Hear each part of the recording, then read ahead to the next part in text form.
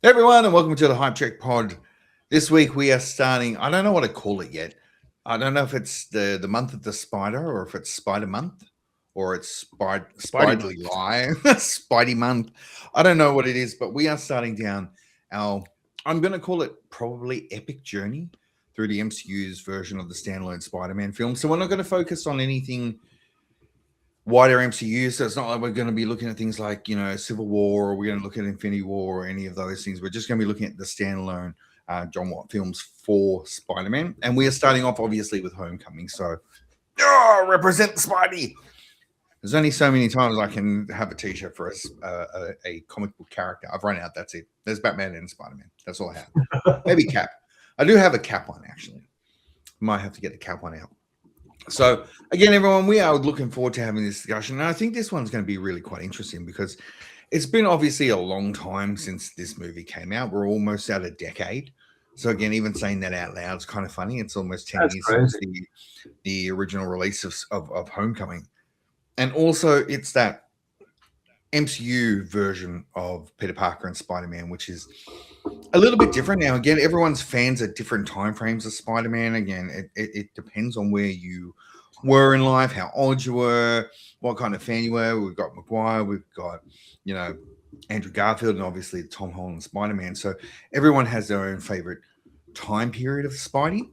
But we're going to focus on the MCU, Homecoming, and Spider-Man as we move into Brand New Day, which I am looking forward to. Again, we watched the trailer. We haven't done the last trailer reaction, which is kind of funny. We actually haven't done that. We talked about, and things just never happened. So may have to do a really late trailer reaction to the final Spider-Man Brand New Day trailer. But again, we are looking forward to it. So again, we are looking at doing as much as we can with No Way Home, Far From Home, and obviously Homecoming. Odyssey comes out in the middle of the month. So again, that may be the only time we take a little break if we can go and catch Odyssey as well. So looking at the new Nolan Epic. And then obviously at the end of the month, on the 30th for us here in Australia, it is Brand New Day. So we are really looking forward to it, which is going to be cool. So Rich, Andy, my friends, how are you guys doing? Andy, how you going, man? Good man. Good. Had an interesting week. Yeah, obviously, went to Chatswood and saw my old place condemned.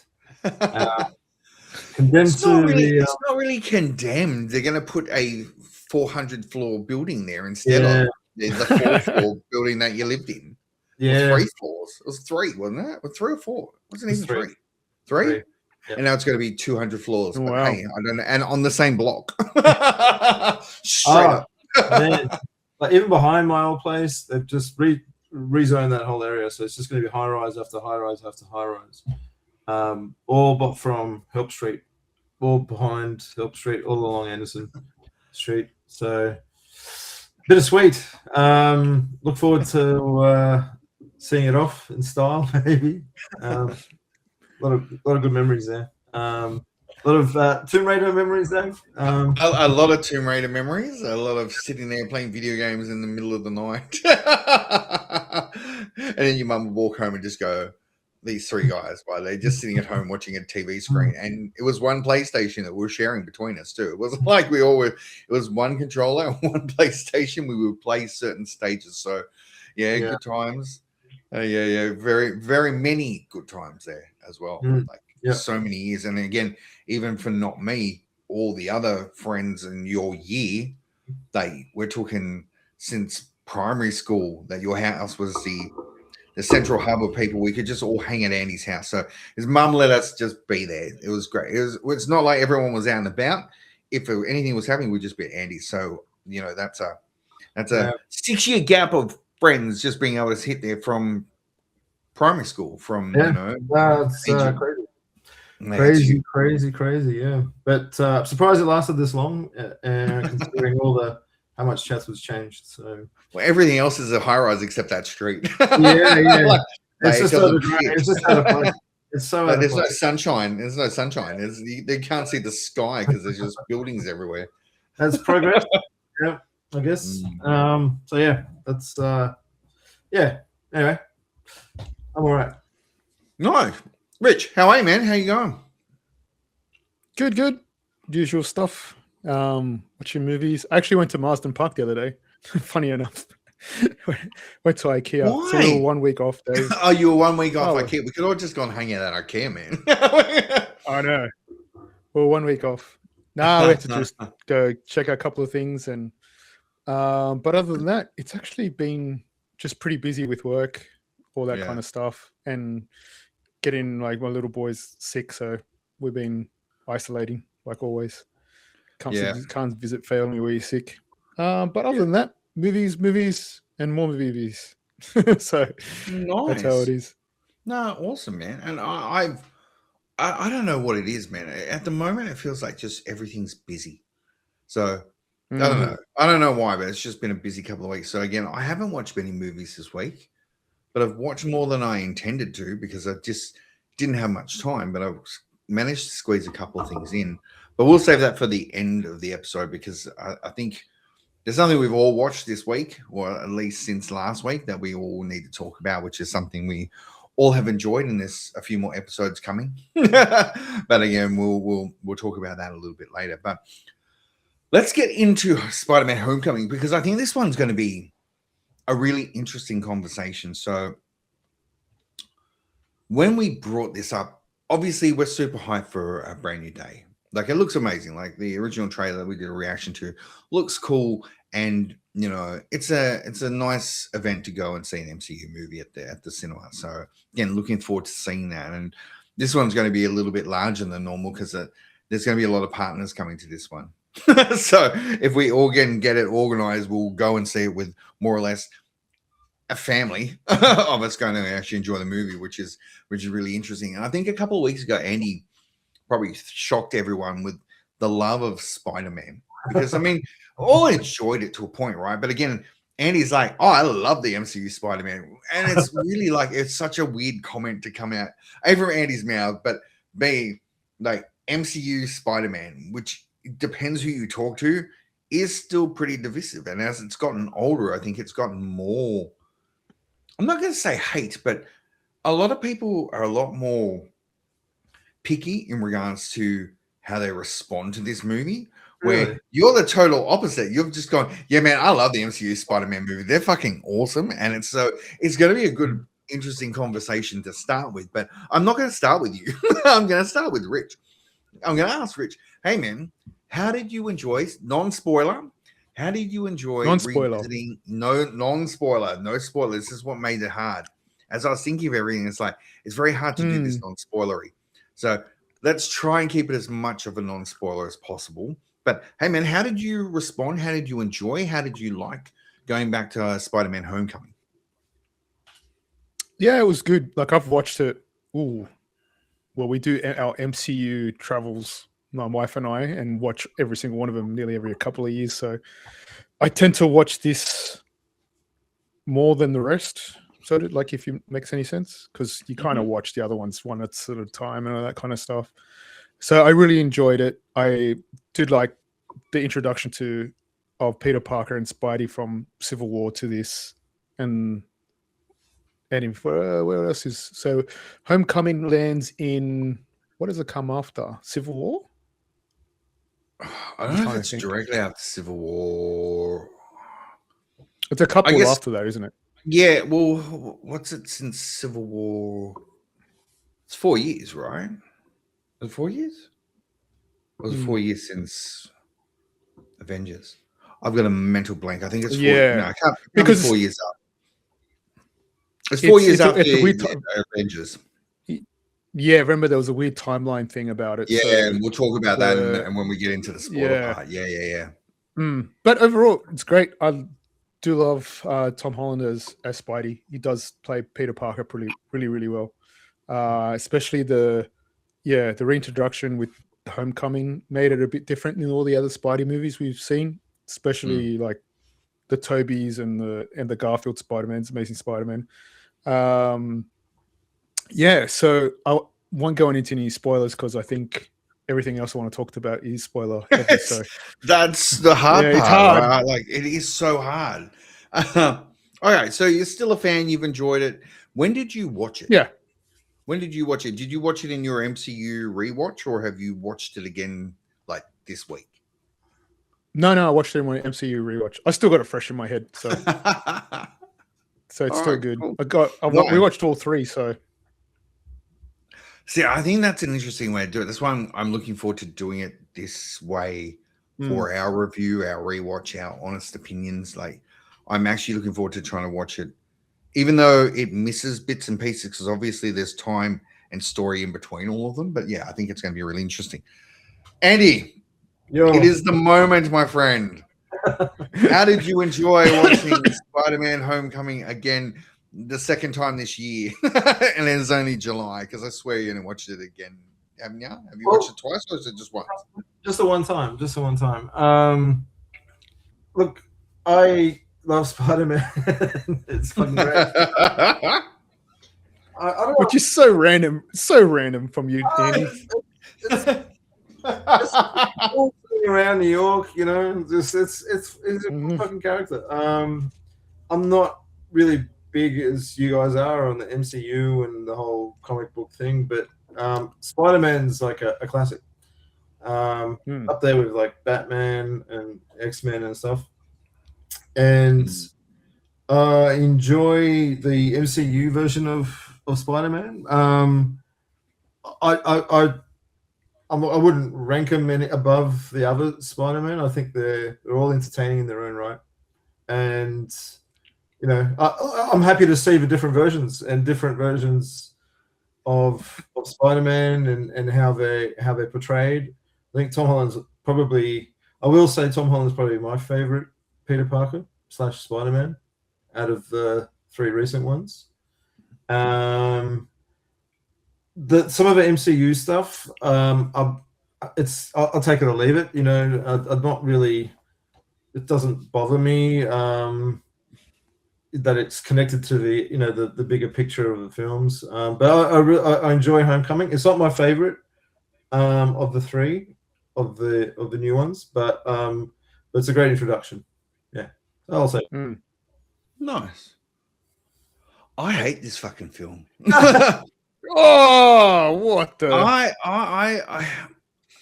out of all the MCU movies, and again, obviously the latest ones they're not all good. I think Thunderbolt's sort of bringing stuff back.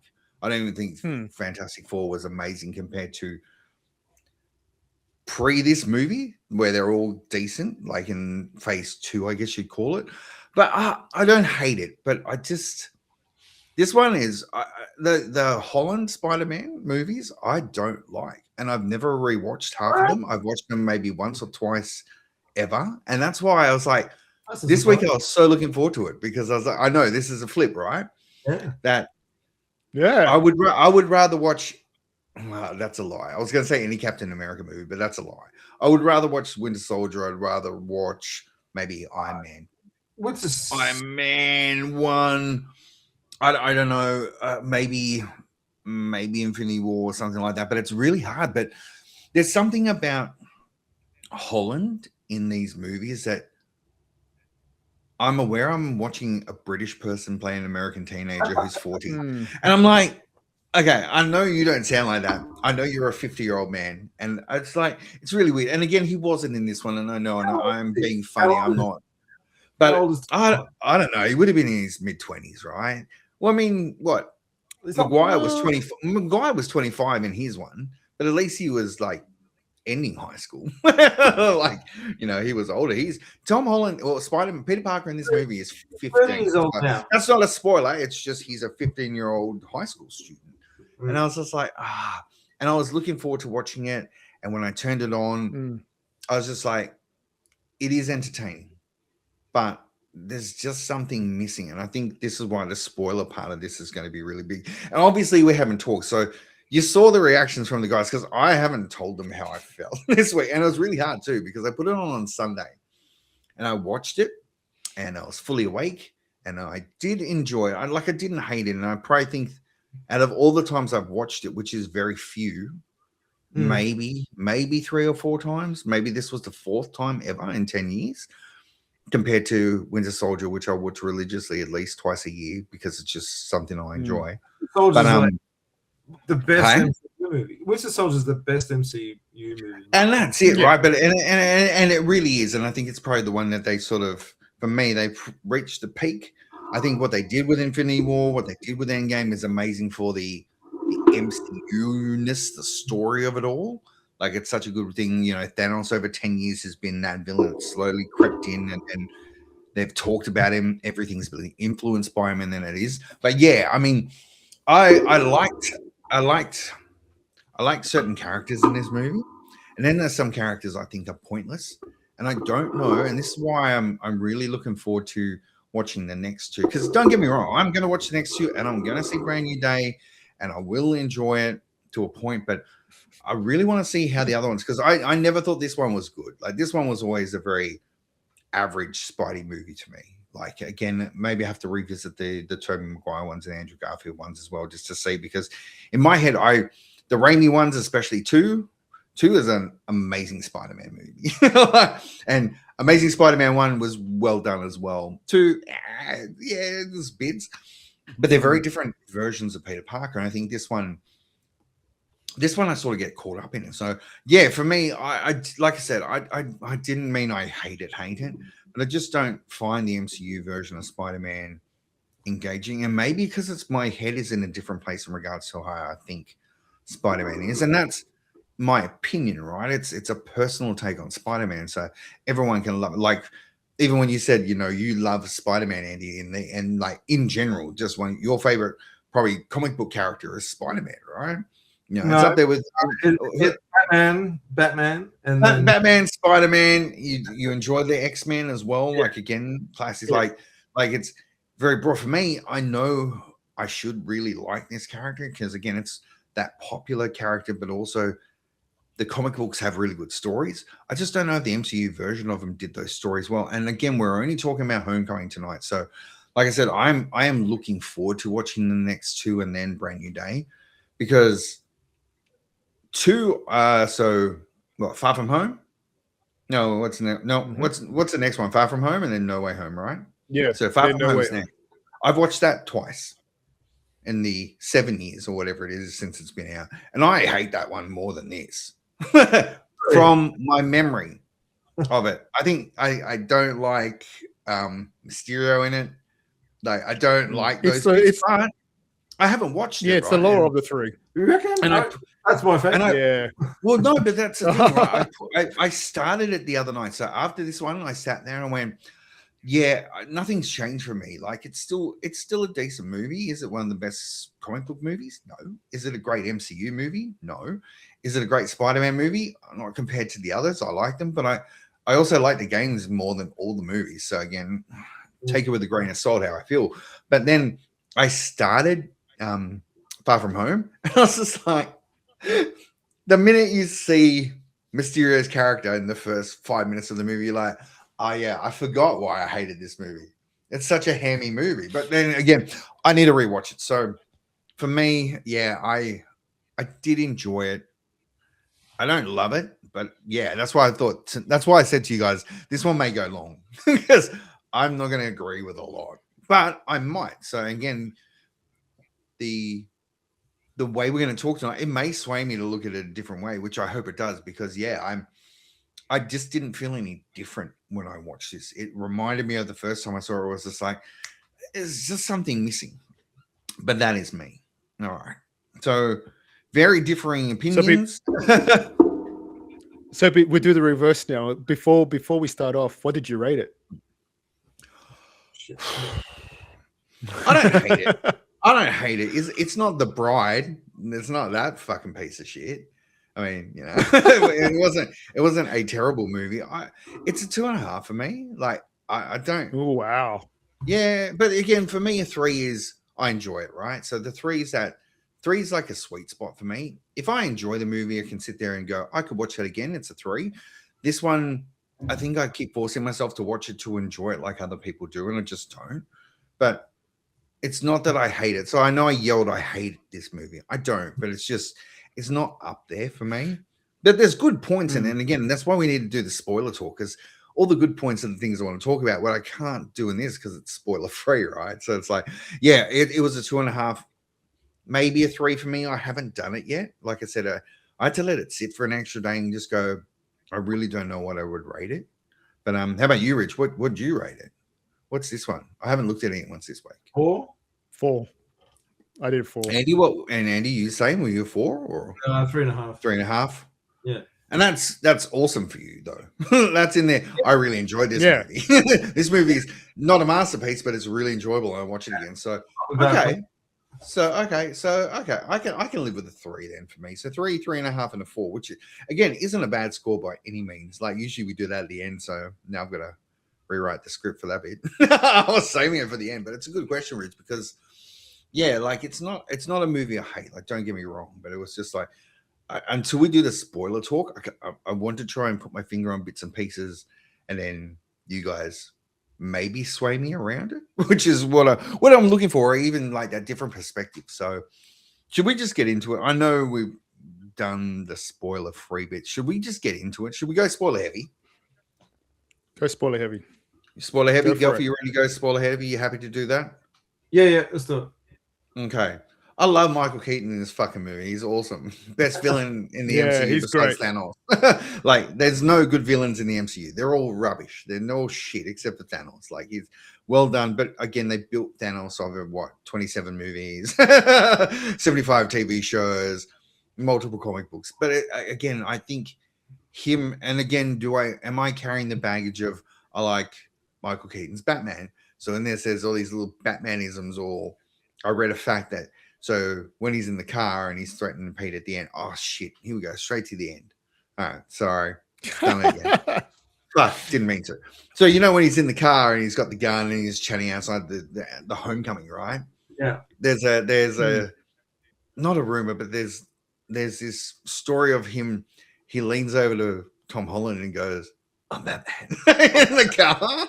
And I'm like, that's so fucking mad. Or when the Vulture suit, when he first has Pete and they go up and they go up and they go in front of the moon and it looks like the bat symbol, like in the original Batman, Tim Burton's Batman. And it's like, yeah, fuck yeah. So there's all these Batmanisms. So it's like, I'm watching an MCU movie about Spider-Man where I'm really liking all the all the DC bits of it. Like having all that stuff from Keating. But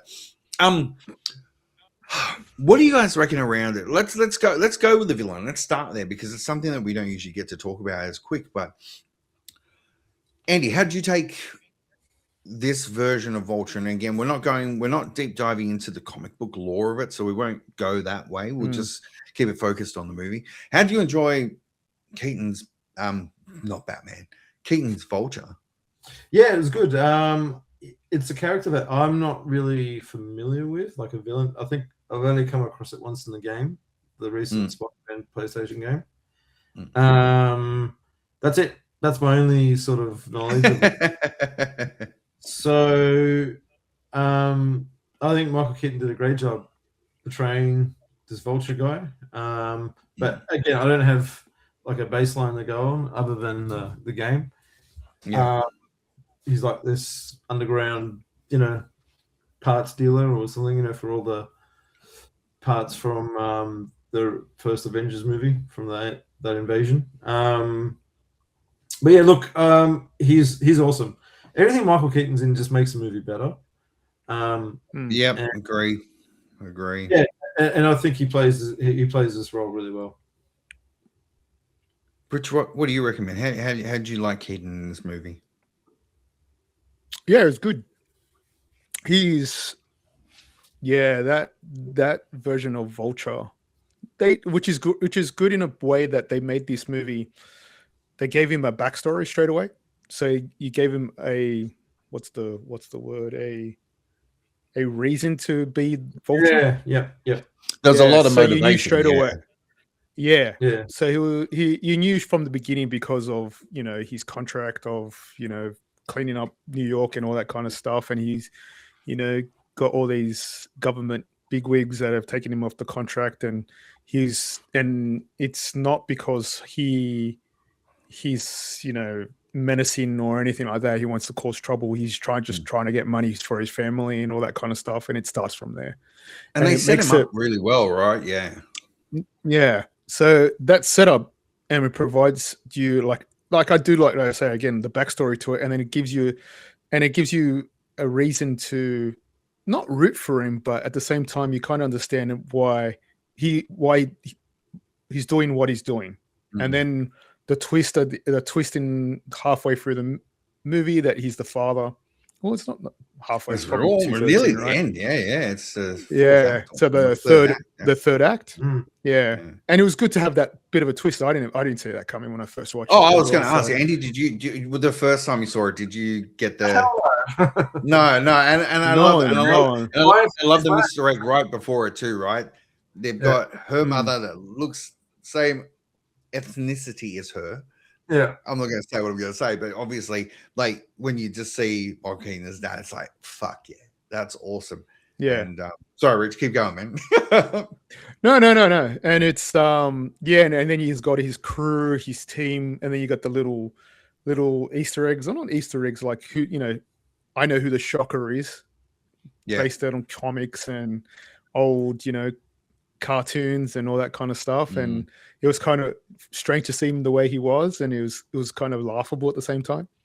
But yeah, the Vulture persona was great. Like even towards the end, it kind of Mark Keenan was perfect for that role.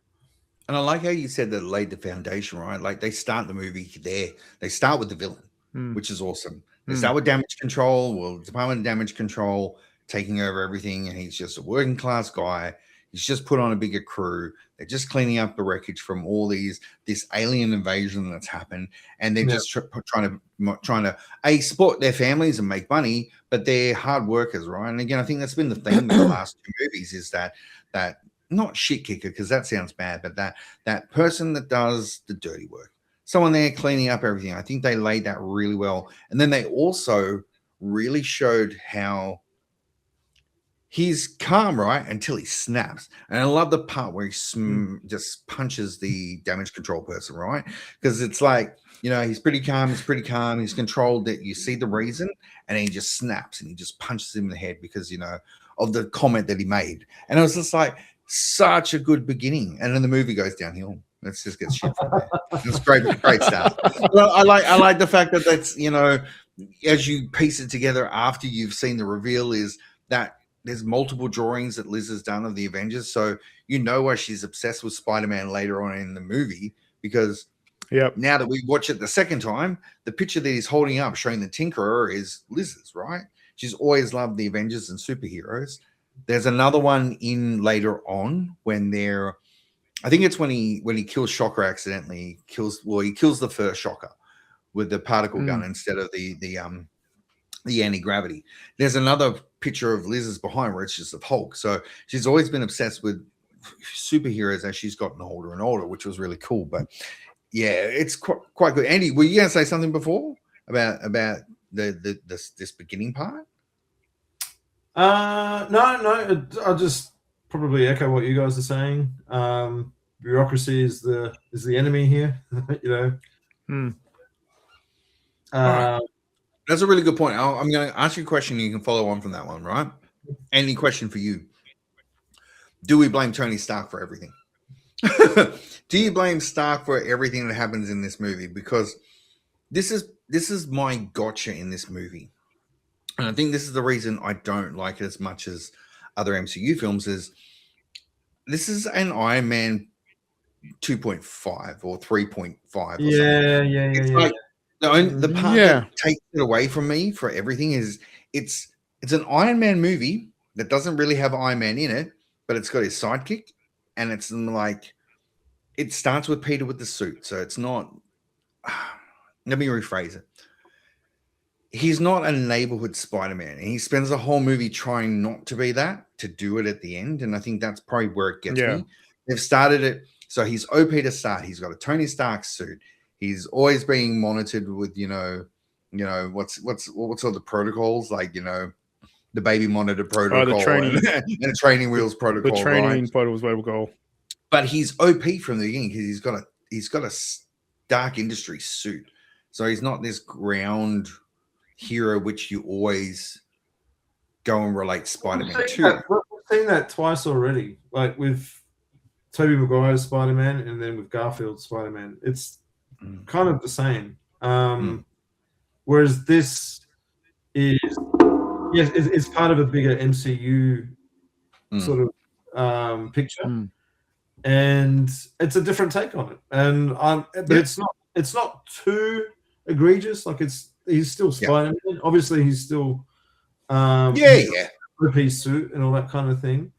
It's got MCU characters from the Avengers, like Iron Man. Obviously, is like you said, like he's pretty much he's the focus of this. He's the problem. Yeah, exactly. Yeah. And that's why I wanted to ask you both, like, because again, the reason Toomes turns to villainy, becomes the Vulture, and starts selling arms is because Tony Stark and Damage Control take over the cleanup from all these otherworldly invasions or anything that where the Avengers have gone and destroyed, trashed places, or cosmic events have happened. Damage Control and Stark Industries clean it up. So the reason Vulture is the way he is because Stark. Peter's only looking to try and be more so than anything else because Tony went and found him, brought him to take him on when they went into Civil War to go and fight Cap because he knew it was going to be a fight, right? So Stark goes and gets Spider-Man, Peter Parker, and goes and gives him the new suit. He's also the one that destroys Toomes' livelihoods, right? So Tony Stark's the problem in this movie, and Tony Stark's been the problem since Iron Man 3. Well, no, okay, let's go back even more. Ever since Age of Ultron, right? Everything Tony has done has made everything worse for everyone, even except for him. I mean, he's a control freak. Hey, he's a control freak. He is definitely, and the paranoia and everything, and especially in 3. I think 3 is really where it's very obvious. There's a lot of trauma. There's a lot of PTSD, and he just can't deal with things. So he builds 700 Iron Man suits because he can't sleep. Like he's paranoid. They build Ultron because he wants to protect the world by, unconsciously putting the consciousness of Jarvis into a maniacal robot. He's gone and pulled this 15-year-old. Peter would have been technically probably 14 in Civil War when he fights Cap. So he's going to introduce this 15-year-old kid to superheroes. He's destroyed Toomes' world by taking everything away from the little guy, the white collar, the blue collar worker, the people that go and do all the shit jobs, just like Tyler Durden. So and the rest of Fight Club. But it is very much a really strange story. So that's why I asked, because Tony he's the protagonist and the antagonist in this movie that's got nothing to do with him. It's Spider-Man, right? But everything's consequence of his actions, one way or the other, good or bad. Again, Dave, I think it's trying to do two things. It's trying to link the MCU and be a Spider-Man movie at the same time. Yeah. So that's why it might be jarring. I personally, I like the other Spider-Man films just the same. But this is interesting take on it because it is linking two sort of worlds in the one movie. So yeah, that's how I see it. No, and again, it's all about opinions, right? And that's why, Rich, for you, man, like obviously you're a comic book fan of all comic book movies, and again, the fact that you've been doing the rewatch as well influence. Now, when you're watching this one, when you did, and you piece them all together with the rest of the wider MCU, it does fit. And I think Andy nailed it before with it doesn't give you the origin story. We never know the Spider. There's no Oscorp. There's no other bits. There's no Mary Jane Watson. There's all these parts where it's sort of missing from this version of Spider-Man, which isn't a bad thing. Like you said, you have to interpret it differently. And it's not like it's the first time we're seeing Spider-Man. Andy, you nailed it before, right? This is the third reboot of this in our generation, in our time frame of life, where we've seen it, right? And I think that's where it becomes really, really different. Do you think that affects it a lot, Rich, from that comic book stories of all these things we expect to the MCU version, which is very much Peter's already in action. He's already met Stark. He's already fought with the Avengers in Civil War. Let's just call them the Avengers. And he's already well established, which is good. Do you think that affects this movie, or do you think that's a shining side of this movie? I'll take it this way. Well, if we lead on to the third movie, we know this is in a different universe, right? So yeah. So if you look at it at a broader scale, like in the MCU, they're trying to change things up, right? So Tony Stark in comics is kind of not the similar Tony Stark in MCU. So they kind of went through the same thing. So they didn't go the traditional route. So you don't see Uncle Ben. You know Uncle Ben existed, but you don't see him. So they had to flip it, right? So okay, can I interrupt that? Go, Andy, you go first. Aunt May's hot in this.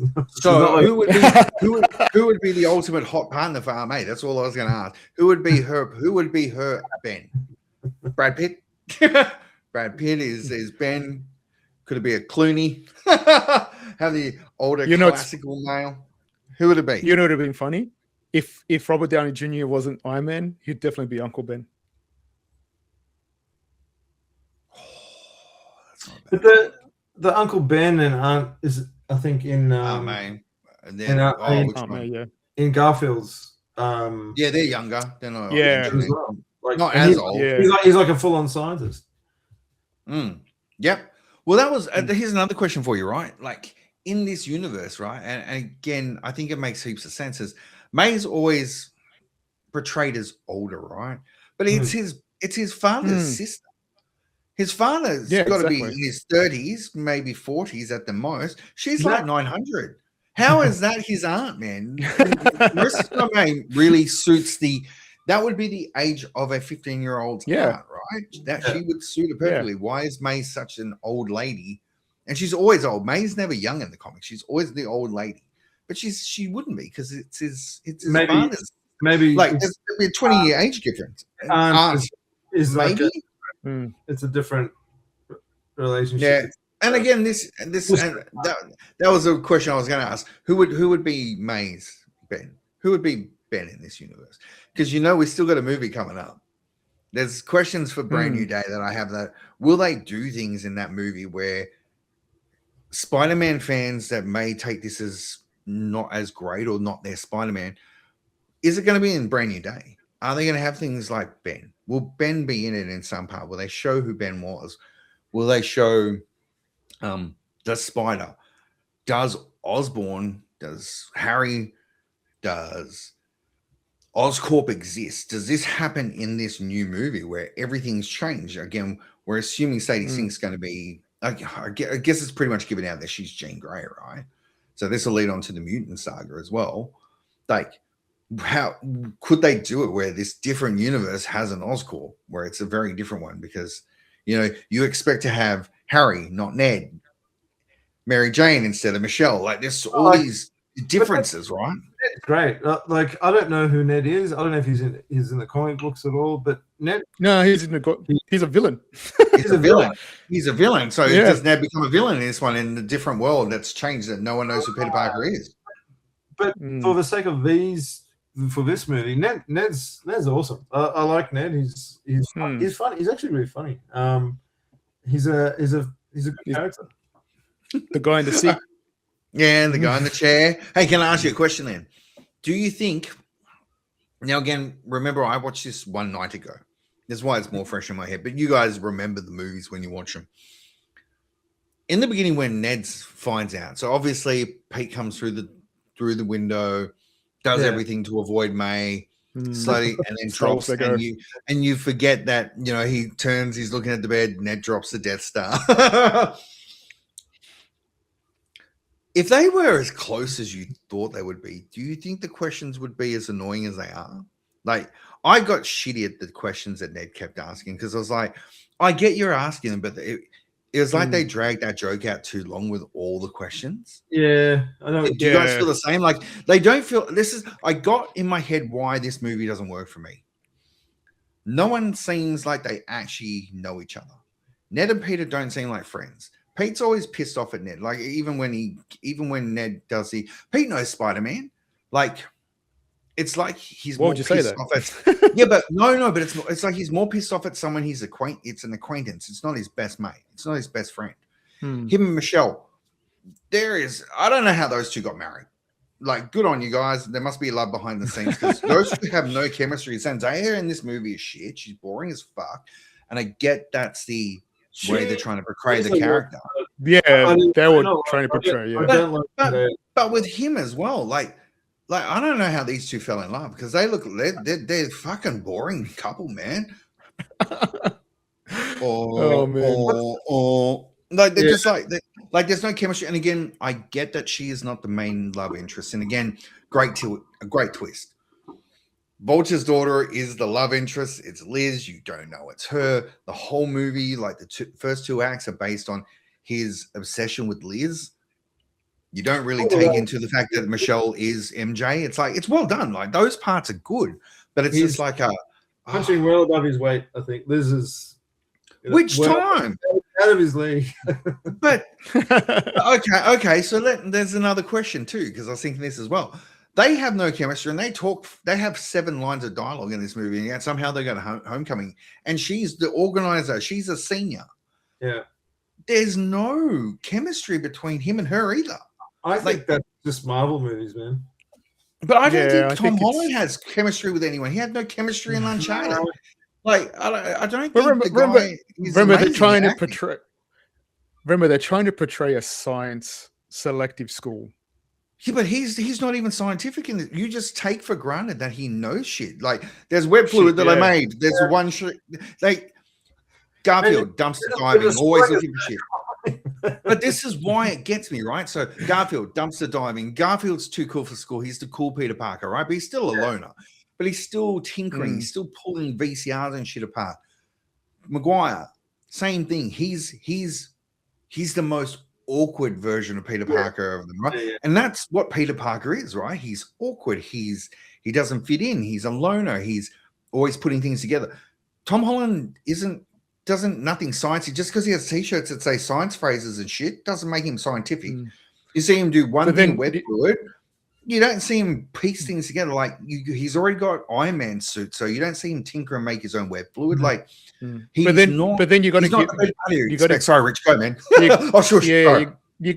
You got to give it that we already know that. So that's why this flips it, right? They expect you to know he's a genius, that he's been bitten by a spider, he's awkward, and all that kind of stuff. So they just throw you into his life when he's a teenager, right? Yeah, which is good. It's a good place to start. Yeah, so you don't have to worry about the science stuff, and we're supposed to know he's a brainiac, like, and it shows on the third one that they kind of when they're all together. But we're spoilers, so yeah, we're spoilers, so we can talk about all of them. But I guess the MCU does that, right? It tells you, all right, you know Toby's version, you know Andrew's version. You kind of got to know that everything you know about Spider-Man is true about Spider-Man, right? So what I think this movie is like a part 1 of his origin story. Because when you think about it, it's phases of his origin. Yeah, we'll go towards that when we see the third one, but so you got to see the uncomfortable version of him that he thinks he's a godlike figure, all that kind of stuff. Especially with Tony being a mentor, he thinks he's indestructible. Yeah. And that's when you take the suit away from him, he doesn't know what to do, kind of, and then he clicks. Then he's like, "Oh, I'm a friendly neighborhood Spider-Man," and kind of kicks on through that. Yeah, he's eager to impress Tony. He's eager to take on like world-saving events. That's what he wants to do. He's not there to, rescue someone's cat from a tree or something like that. He wants to be part of the Avengers. He helps the Dominican lady and gets a churro, though. Come on, let's not forget. Yeah, he does do those little things. But his focus is being an Avenger, I think. Yeah. Yeah. And he proves it with the ferry scene, right? He tries to put it back together, and then when he doesn't fix it, doesn't save everyone and fix the thing that he just destroyed. He kind of like, all right, that's when he has the argument with Tony, right? So you kind of see those versions of him that it's the whole teenage growing up kind of sense, and Tony has to put him in his place. Maybe that's it. Maybe Tom Holland is the most brilliant actor in the world that I get the shits because he is a 15-year-old. Maybe that's it. Mm. Maybe he's just so amazing that I just bite and he shits me because he's a He teenager. makes bad decisions. Who does. And I guess that's part of Peter Parker, right? And again, you've got to take on board, like you said, Rich, and I think you nailed it with that concept, right? We come in with all the baggage, all the history, all the knowledge. And again, we're not the biggest Spider-Man. I mean, I'm definitely not the biggest Spider-Man fan from the comic perspective, but I know the origin. I know the characters. So again, maybe that's where it sort of sits for someone like me, that I've just come in with too much going, nah, I don't want to accept that. Nah, that's not MJ. Nah, it's Ned, not Harry. Like, nah, where's Osborn? Where's Doc Ock? You know, where's Octavius? Like, where's, you know, all these things. Okay. Vulture was well done. But, you know, maybe that is. Maybe it's the additional baggage of shit that we've carried in from other movies. And maybe that's just why I can't let go of it. I just think Tom Holland does an average job in it. Like, I don't know. And again, that's me. I don't know what it is. He just seems he doesn't build rapport with any of the other actors in the movie. Like, even his best friend, like, they're not like how you would see other well-acted characters. And maybe that's because they grow into it. Maybe they're just taking from the assumption of there's this thing that their relationships just all seem very fake. They don't seem realistic. And I think that's one of my issues with it. I just think they all seem very that's not how you would think friends would react. Sorry, Rich, go. Would you say there's too many relationships? Maybe for this movie, yeah. To be honest, they could have left Zendaya out of it. They could have left MJ out until the next one. MJ did not have to be in this movie because the next one makes no sense. Because again, I just kept watching the beginning of, you know, Far From Home. Really annoying. And it just kept playing, right? I went, starting now in 5, and I went, fuck yeah, let's watch the beginning. And the first 5 minutes of that movie, he's going to buy her, you know, a crystal when they're overseas and express his love. And it's like, dude, you didn't even know her name was like MJ, but in the end of the last movie we saw you two together, you blipped away. So you haven't actually been there. And again, that's a question for the next one. I don't understand how any of them are in the same year unless they all disappeared in the blip, which has never been said, right? We don't know if they all. No, they all. All three of them must, because they're all the same fucking age in the same year. Everyone else is like a young adult. Okay. But it's just like, what the fuck happened there? Like that like you weren't even there for half the relationship because you were dust. How are you now in love with this chick that you just found out her name was Michelle? And what was it? What's her fucking name? How's it MJ anyway? I can't remember. Michelle what? What's her last surname? So it's MJ. I was like, Jones? You didn't. Yeah, I think it is. I think it's Michelle Jones. Yeah, I think you're right. They haven't. But what's in it? But is half the movie they didn't talk. Yeah. But then, what's the time difference between that one and Far From Home? Is it a year? I think it's like a year, and including the 5 years that they lived. Yeah, so, they were gone. I'm more of a casual Marvel. You know, I just over my head, you know. But that's not a bad thing, right? It's just that I come down to the fact that I think I'm taking too much baggage in this movie. Or my expectations are higher. She's a lot better in the second movie. I think she's terrible in this movie. She's just annoying. Yeah, she's supposed to be an outsider in this one, right? Because you're not supposed to know that she's MJ. I think that's the way they perceived it. You go, it's too simple to put. Well, if you're in the MCU, because they're trying to change things up, that you just don't want to throw out just MJ into the mix, right? You just want to make sure he has his love interests. It's like with Gwen Stacy in The Amazing Spider-Man. You don't see MJ at all, but you know she's there because she's in a deleted scene. They had chemistry. That's why they dated. It showed on screen. Those two. Big time. That you could really, there's a big difference between. You're right, Dave. Like, that relationship in those movies, like you really. We know what those two did in the trailer between scenes. We know what really happened. It gets pretty intense, right? And there's actual stakes. Whereas in this, it's just a Marvel movie. It's there's no stakes. Yeah. You know, like you know, they're going to be in the next movie. No one knows. Okay, last one before we have a break, because you know we've See, I told you we've almost cracked an hour already. Wow. Yeah. Okay. In this movie, when we look at those characters, knowing what we know now in regards to, Tony, his death and all that, do you think they do a good job with building up the relationship with May? Because Tony's like a surrogate Ben in this one, right? This is where I always take it. It's like he's the personification of a Ben-like character, even though we know May is the real one, the real inspiration for him, right? And we see that in the last one or the third one. Do you think they build up May really well in this to be what she becomes through the rest of them, or do you think they needed Ben? Do you think they needed another Ben? Knowing what we know. Knowing what we know, that scene in number 3 wouldn't have been emotional. Yeah, that's such a good scene. 3 is awesome. 3 I love. 3 I really enjoyed. The other 2, fucking take it or leave it. but she has her moments. Like I guess she's more involved in 3. Number 2, she's not, because obviously they're overseas, and you only see her. Which one? She's dating Happy in 2, right? That's yeah. They're not talking about that one. It's more later on that stuff with her and Happy, and then I think the breakup. it was more the question is like, May's there. She, what she means to Peter, but you're like, where's Ben? That's what I kept on saying in this movie. It's like, where's Ben? What happened to Ben? I don't think they explain it, do they? No. And that's why I reckon it's going to come up in Brand New Day. I reckon they'll flashback something, or something will happen in Brand New Day where the world not remembering, maybe something happens in there, or you get a flashback or something about Ben. I don't know.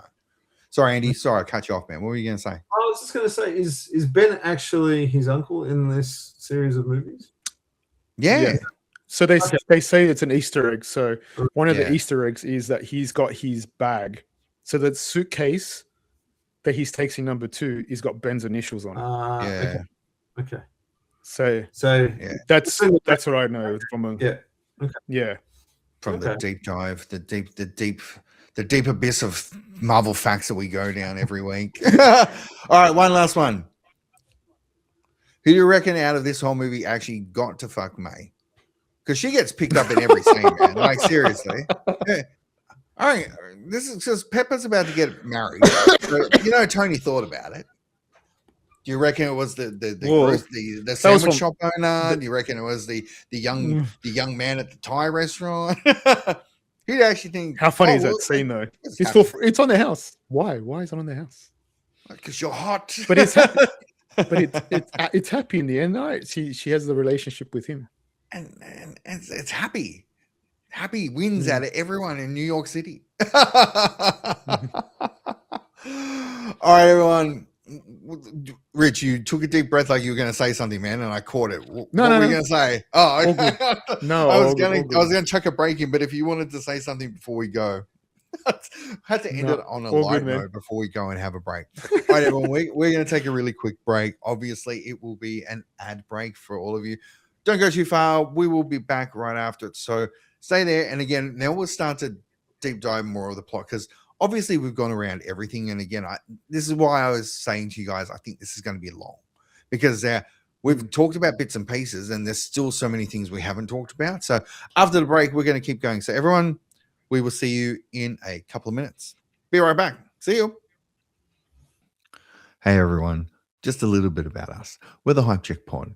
We love to talk about TV shows, movies, physical media, video games, and all the things that we enjoy about them. If you're enjoying the content so far, then please like, subscribe, share, and leave a comment. We're on things like Apple Podcasts, Spotify, and obviously here on YouTube. Please leave a comment. Let us know how you feel about the episode, us, what we're talking about. But again, if you think we're going above and beyond, then we'd really appreciate your support. You can do that by buying us a coffee. How do you do that? There is a link down below in the description of all the places that you can find the Hype Check Pod. Please join us every week as we talk about the things that we love. And again, it is in our own opinion. So again, you can like it or you can disagree with it. But as long as you join us every week for the conversation, that's all that's important. Take it easy, everyone. And now back to the episode. Hey everyone, we are back and we're going to continue. And as you see, if you watched one of our podcasts before, obviously we keep talking through the break. And I think Andy brought up a really good point.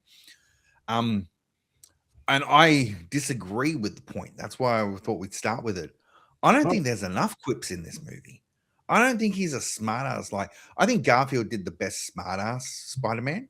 A different And I kind of think- Yeah, but that's what I picture the alter ego, the spider alter ego to be. Like, such a smart ass. Where this one, the bit that the bit I talk about is, so when he's pulled off the training wheels protocol and he sees that everything's been recorded and they're going through that day, right? He's trying to identify the Prowler, Childish Gambino, Donald Glover, so many names, Miles Morales, if you talk about the voice acting as well. He loves that shit. I don't like the fact that he was practicing, right? I like the Thor one. The Thor one was fucking funny. Every time someone bags out Thor in these movies, because they really bag out that first Thor movie, the very thespian-esque Kenneth Branagh fucking Thor movie. Does mother know you wear her drapes? Like that shit that from Iron Man, you know, like the things make me laugh. And when he's doing the Thor one, that was funny, but everything else is just like,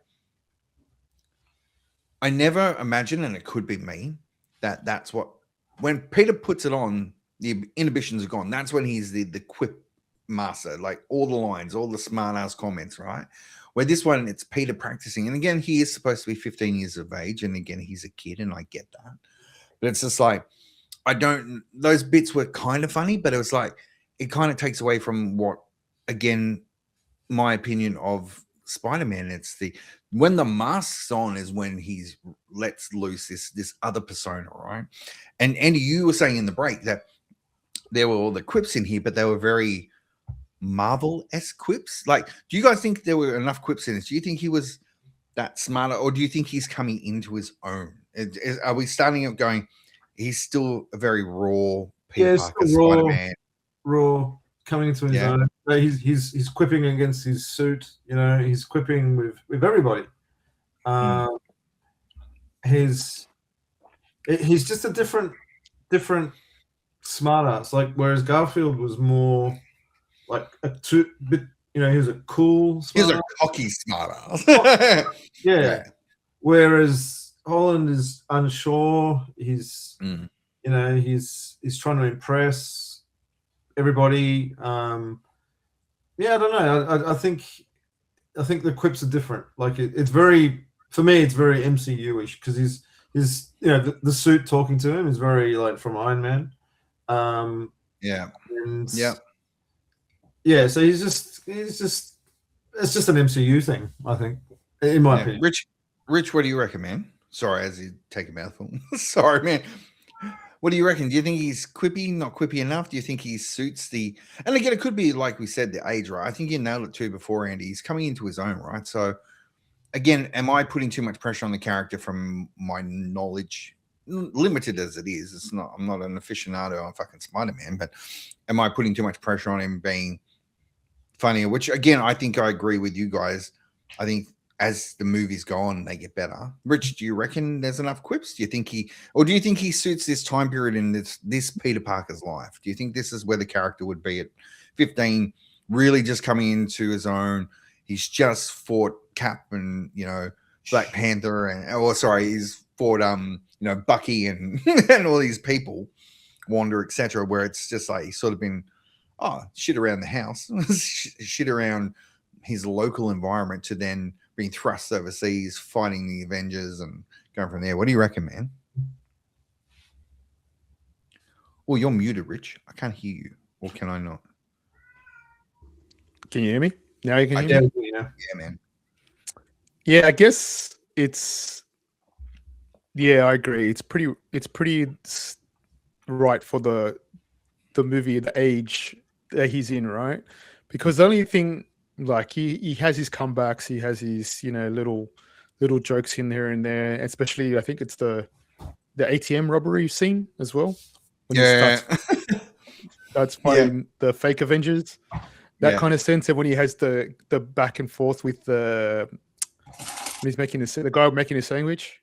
about his auntie. Oh, yeah. He speaks Spanish to him. Yeah, yeah. Understands exactly. How about your So daughter? yeah, how about you? Oh, yeah, exactly. So he has his moments, and then towards the whole movie, he starts talking back and forth with AI. I think it's Karen, Yeah, the Karen. suits AI. Yeah. So he doesn't have much to when you think about it. He doesn't have as much as when you think about the other two movies, the other two universes. Yeah. But yeah, I find it's pretty raw and it's pretty good for this movie that it doesn't really overdraw it. Okay. Do you like Karen? Do you like the Karen AI voice, the suit? I don't know how else to put it. Do you reckon Karen fits in this one, or again, is it? I think you said it before, and it's very. Again, it's taking all these bits from Iron Man. So obviously Jarvis we have, and Jarvis we know the history of the character as well, which makes it a little bit different. But again, you got to go through the deep dive of understanding who Jarvis is and going through Agent Carter, going through some of the older movies, knowing who he is with. And again, that for me is someone that's it, right? Like I know Jarvis's character because I also know there's multiple actors that have played him. We also know Paul Bettany is the voice later on, but it's not the original actor in the Agent Carter series. Like there's all these things where I'm taking this 14 years of MCU and putting into, well, sorry, not this point in time. What are we looking at? Six-ish years of the MCU coming into this movie. How do you feel about Karen in there? Do you think he spends too much time? I like that whole second act is him talking to Karen. Like he doesn't talk to many other people. It's him talking to himself. And again, I guess from a comic perspective, it would be the thought bubble, right? The bubble in there where he's thinking dialogue or lines where it's always a thought bubble, not a dialogue. It's in a monologue, right? Did you know who the voice actress is? Jennifer Connelly. Who's the wife of Paul Bettany? Paul Bettany. Vision's wife. And you know why they're married? Here's dumb facts that people know about them, right? They met on a movie and something, I can't remember if it was Y2K or some shit. Something about the world going to end and Paul Bettany, or COVID or some shit. And Paul Bettany just went, let's get married. He just goes, you're awesome. Let's get married. And she went, okay. Because some shit was going to happen. He was failing actor. I mean, she's been in a heap of shit. I don't know if any of that shit is popular. If we go back to Labyrinth or some shit like that, or Snowpiercer. If anyone else has watched Snowpiercer, the show, not the movie, you'll understand. But it's weird. That's again, and she might be in Vision Quest as well. They're talking about that. She might actually be in Vision Quest, which would be awesome with Paul Bettany. So that'd be cool. Oh, wow. MCU spin-off. Yeah, I suppose it's a rumor that she might be in it, but yeah, cool. See, I know some shit. It's pointless for this movie, but it's not really pointless for the movie. But again, I think you nailed it for me, Andy. It's gone back to that. It's too Iron Man-y, and again, Iron Man did well, didn't do this fucking well. Like again, because they're taking Spider-Man, and I think this is where this one again gets me with couple of things for it. I got the budget and shit because it's quite full on for this one. So again, this is one of those really popular ones. So 175 million production budget. It made $881 million.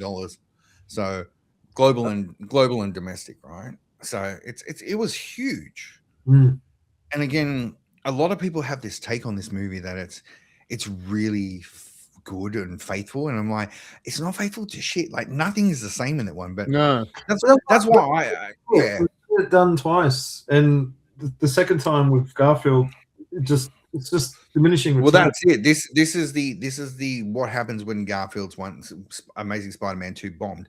That wasn't Garfield's fault. That was Jamie Foxx's fault. We all know whose fault it was. I like both of them. I like Garfield's Spider-Man. I like them too, and I think they did well with it. But again, for this one, so this one did super well, right? And it's like just off the bill, off $1 billion, man, for this movie. And again, it's amazing when you look at it for the budget of what they got for it. It's huge. Like it's a huge movie. And again, I'm annoyed at myself constantly bringing up the bits I don't like about bringing the baggage of shit, because that's what gets it for me, is that I just don't enjoy it because it's not the Spider-Man I expected. Is it a bad movie? Fuck no. It's a really good, decent movie. but it's a good movie. It's not a great one, which the Did this MCU needed a great Spider-Man. They So needed that. And it Did didn't. this come out after Civil War? Yeah. Yeah, so they laid the foundation on Civil War, Mm. and it's just peak Marvel, man. Like it's just that they knew what they were doing. They had like a cohesive fucking story of introducing characters at the right time, and that's why the box office numbers are the way they are, because people were keen to see the new take on Spider-Man, the MCU Spider-Man. They got a preview of it in Yeah, we had that glimpse in Civil War. Yeah. Yep. And then now to see how what he's like as a standalone character, with the Iron Man as the Ben sort of fatherly figure. You know what I mean? So So like I said before, this is it's trying to do two things. It's a Marvel movie it's a Spider-Man movie that links Marvel universe with this and the Spider-Man's journey in that universe. Yeah. But even saying that, Andy, you're linking Spider-Man to a Marvel universe. That's the big thing that everybody wanted to see. Yeah, that's right. Because it was all Sony, and everybody was like, "How's Marvel's take going to be with Spider-Man?" Yeah, and that's why I think it made a lot of money. Like a lot of people were interested, and it fucking nailed it for Sony too. Yeah, like it made it for Sony more than Sony. Again, Sony did the right choice, and only once. They've only made one good choice with Spider-Man. Everything else is shit, and we'll talk about that in a second. But then it comes back to now how Fox's all characters are now coming into the MCU. You just wonder, how's the X-Men going to happen? And everybody's eager to watch the X-Men, right? Eager. Look at the cartoon, right?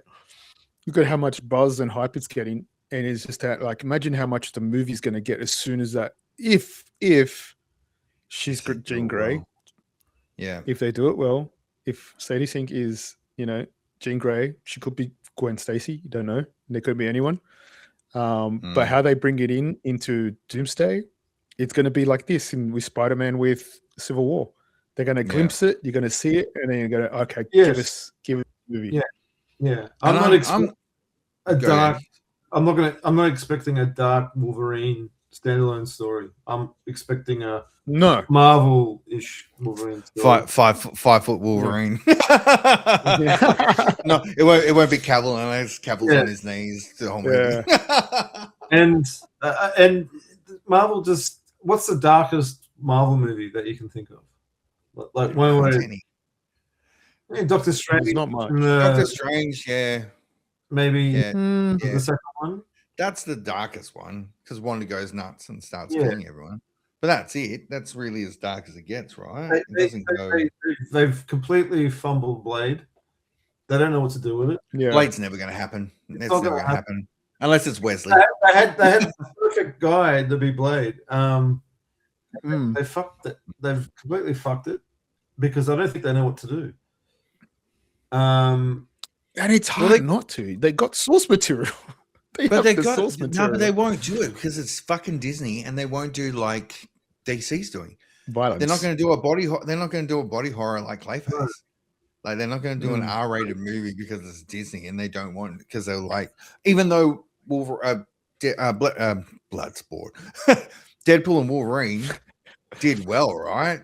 And it's an R-rated movie, and it's because again they've laid the foundation. You know what you're going to get.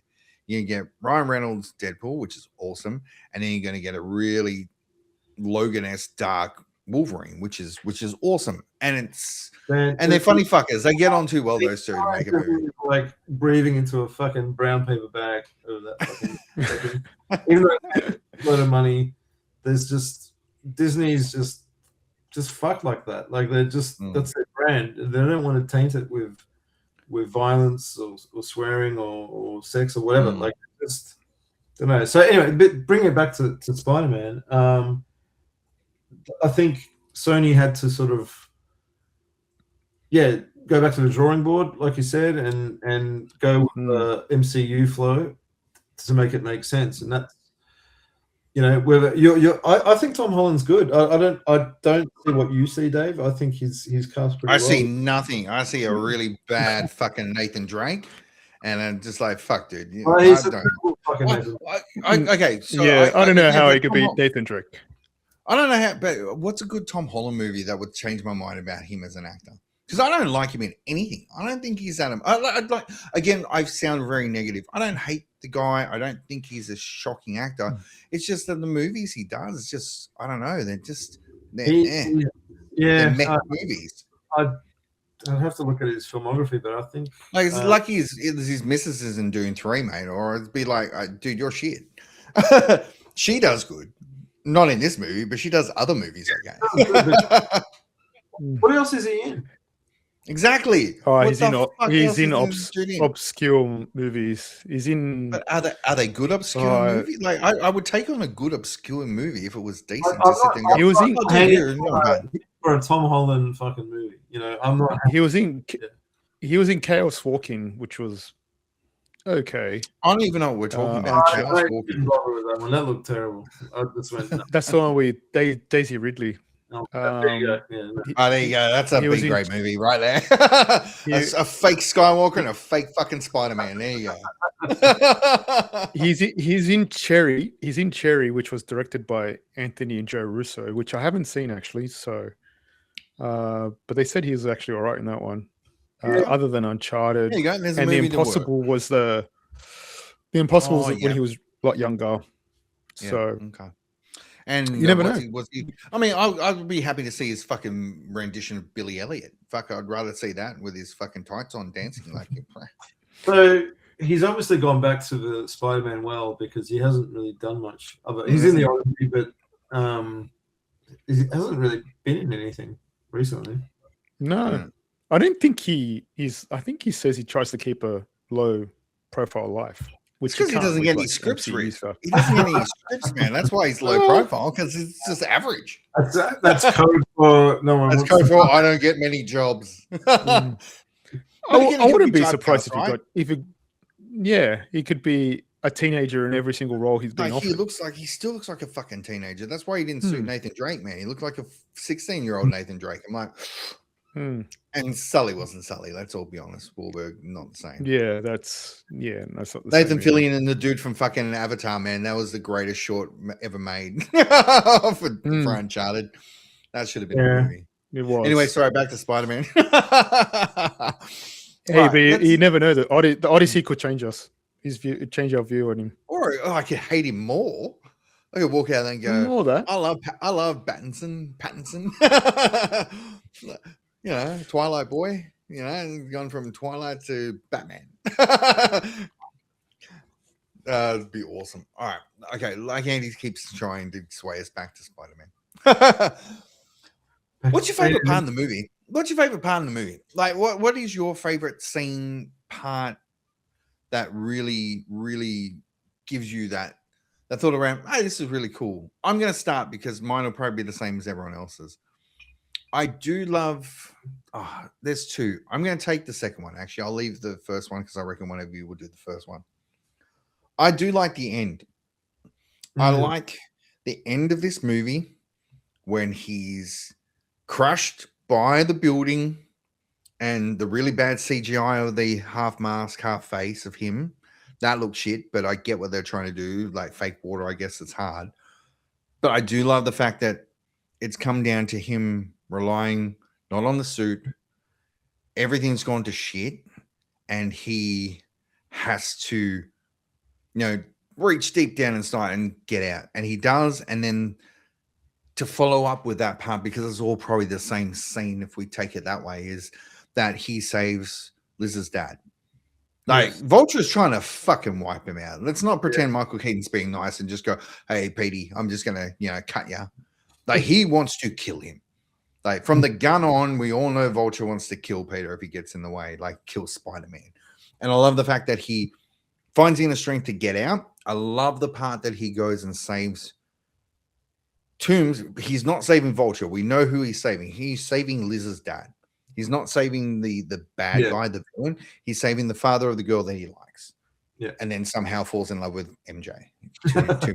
But anyway, that bit I don't like. But yeah, that's probably my favorite part of the whole movie. And I had to wait for 2 hours for that part to happen. But There was one other one, but I'll leave it because I reckon. Rich, what's your favorite part in the movie, man? Like, what's your favorite part? I'll give you a tidbit on the warehouse fight. Is that it's a recreation of a comic book cover. So the him pushing it up, Yeah, the stones, that's a recreation of a comic book cover. That's why that scene was there. That makes sense, and that was a good scene. That was well done. That's what, yeah, it was well done. Yeah, yeah, and you get all the. I think you said it before, Andy. That was the part of the movie finally that I felt stakes. There were stakes in this movie. Finally, at the very end, it came at the very end. But yeah, it's a good point. Yeah. Sorry, Rich, I cut you right off, man. What were you going to say? No, I like that part of that movie is probably. I reckon that warehouse scene is probably one of the best parts of the whole movie. Do you think they're ripping off? You think they're ripping off Raimi's Spider-Man 1 when Goblin gets killed by his own glider? Yeah. No, yeah, maybe. I don't think so. You reckon it's an homage to the Raimi movies? You think it makes sense for Vulture thing to fly and try and kill Peter and take out the columns? Yeah, exactly. And then I was also thinking when he's lifting up stuff like that, could be Doc Ock scene when everything's falling apart. Yeah. So I was also thinking that. But yeah, when you look at the whole movie, there's the ferry scene, there's the Washington scene when he saves everyone. Yeah. Then you got the whole dance. Sorry, the house party, and then they have the whole Ferris Bueller homage. Yeah. I was wondering. What I was going to say, the first one was the boat, the ship, the ferry. But yeah, I think the Ferris Bueller ripoff, and even having the Ferris Bueller scene as well. Again, I'm of the age of thinking that's funny because I saw Ferris Bueller at that age to understand that part. So again, people didn't understand that John Hughes ism around that part. It was very, very similar and well done. Yeah. Okay. Yeah, I reckon the warehouse and that Ferris Bueller homage, I reckon they're the two. Okay. Andy, they're the two. What's one of your favorite bits, man? Yeah, I think I have to agree with you, Dave. I think the end is probably my favorite scene. I do like, though, I won't repeat what you said, but like if I had to choose another scene, I actually do like that quick scene when he fights the fake Avengers at the ATM machine. I thought that was pretty cool. Like it's a clever way of putting the Avengers into the movie. But yeah, the end, like you said, there's actual real stake. Vulture, Michael Keaton's really good in it. He is probably one of the better MCU villains. Yeah, for sure, man. He's a good villain. He does it well. He's a good villain. Villains, he did it really well. I'd say he's in the top 5. So there's Thanos is number 1. Yeah. I actually think Christian Bale in Thor: Love and Thunder is fucking awesome. As really? Okay. Yeah, I like him. Yeah. I reckon he's the best part of that movie. Yeah, definitely. It's a pretty low bar, but Thanos gore. There's a big drop off. So big drop off. Yeah, so he's there. He's definitely up there. He's obviously desperate, to keep his secret, his family, and what he's been doing, and how he's funding this fucking lifestyle that miraculously he has. They've got a nice house. There's the thing about Americans, man. Like they're always like struggling, but they live in a nice fucking house. That's why they're struggling. They buy the smaller house, and then you won't struggle as much. You don't have a house party with fucking DJ Flash that has a massive pool out the back, and you sit there and go, you get that from just picking up shit like construction work or demolition work or whatever it may be, right? Maybe, and we don't know what his missus does. She could be a fucking lawyer. Who knows? Could be. Yeah, she could work for Murdoch and Page and Nelson Murdoch and Page or something. I think another good scene is the Stan Lee scene. That's funny one. I do like that one. When the guy's trying to break into the car and it's his car, and, and Stanley's trying to pick up on the side. But that's very, very New York. Again, we're Australians, so yes, we don't know what it's really like in New York. But that's how you would assume it would be, right? People, buildings talking while he's down there doing what he thinks is right. And I guess that's the good part of that middle little montage that we have with Peter just doing the day-to-day friendly neighborhood spider shit, right? Where it's just like, the bike doesn't know who the bike belongs to, just stops the guy and just leaves it on the side so someone else can steal it. Or the guy's stealing his own car because he's left his keys in it. And then, Stanley's trying to pick up. Actually, there's another scene I do like, sorry. Yes, go for it, man. Is when he the suit goes into kill mode and he's trying to control the suit. Insta kill. That's cool. That's something I've never seen before in a Spider-Man. But you know what's good about that too is it comes back. They use that in Endgame, right? That's how he gets the gauntlet. That's how he tries to get it to the van, right? Like you take that, and again, we've got to watch everything to get to that scene, but to have insta kill come back and this suit at the end as well, like they're really good little tidbits that again you're going, oh, when's he going to get the Iron Spider suit? Fuck, we all know when, because he uses it in Infinity War and Endgame. Like they pay off them, and that's the good part of the MCU part of it, right? It's MCU with things paying off heaps later, and even in this one, I saw a tidbit for a Brand New Day as well.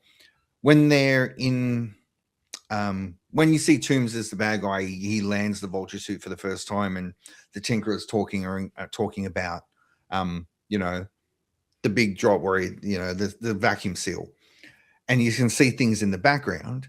It's the Scorpion suit. So the Scorpion suit that's going to be in Brand New Day is actually in this movie. The villain is also in this movie, and again, it's the post-credit scene where he's talking to Toombs and he goes, who is Spider-Man? He goes, I don't know who he is. Again, he's paying off the fact that Peter saved his life. That's paying off in the fourth movie. There's one character with the tattoo on his neck that happens on the ferry anyway, but also the suits at the very beginning of the movie for Scorpion. Like they built it up, and then we come full circle back to it. So those things I like. So that was cool. But yeah, they're good scenes, right? Like there's bits, like I said at the very beginning. I don't hate this movie. Like, I know I yelled it out, but I don't really. But there's just the whole movie's not like that. Like, there's all these bits that are really good. No one's talked about the monument. Do you guys like the monument scene? I don't like that scene. I think it's shit. It annoys me, that scene. Yeah, it annoys me. It's not needed. No. And it's not grand enough, right? Like, this is the big reveal of him in Washington.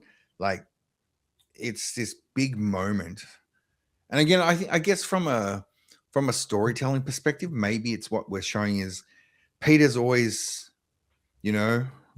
ground level, even though he's a web slinger, he swings around building and crawls up buildings. Like he does the little things, because even him saying, I've never been this high before.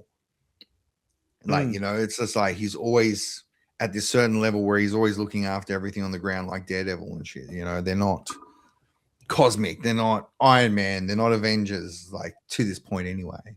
But yeah, I agree. I don't think the scene was overly needed. Like, again, it's cool for bits and pieces, because again, once we go back and watch it again, because you see Toombs' face when they do it on TV, and you can see the sort of the fear in his eyes, knowing that his daughter's there, and this could be, and also Spider-Man's there, because he already has had the first encounter with Spider-Man and tried to kill him.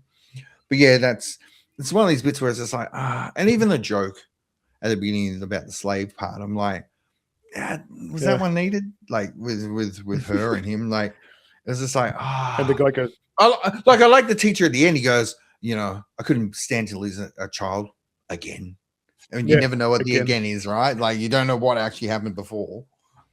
But yeah, well, the only reason I think the only reason they put that scene in is because MJ was putting things together, right? Rich, you read my mind. So let's jump into that. Do you think Michelle's already starting to piece things together? Because I've looked at some in part of research again, as always.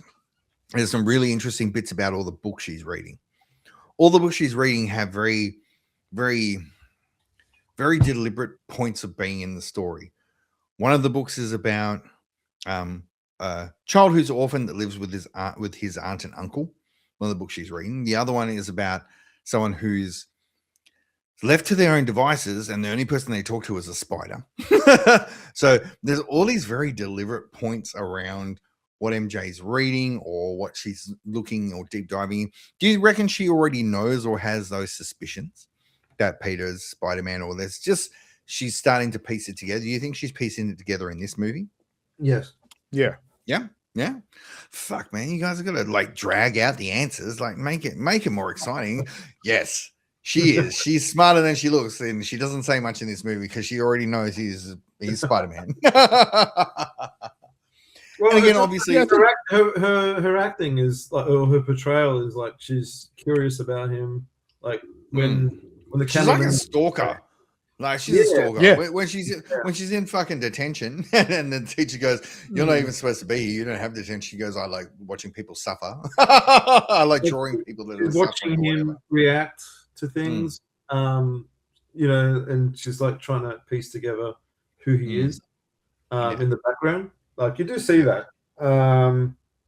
and yeah, I think. Yeah, but you never get a resolution to that until the next movie. But because he's off trying to impress Liz, so yeah, that's the main interest there.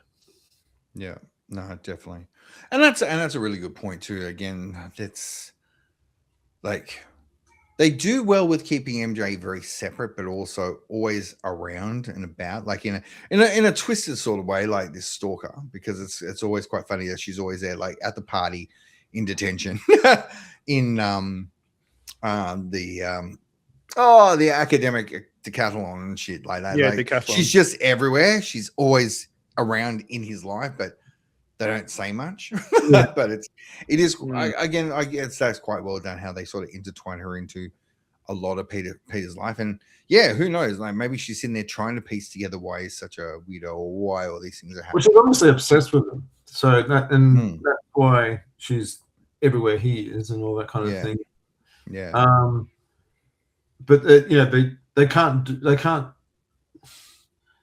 do that. They can't show that she is. Like there has to be something. So yeah, no, that's true. That's true.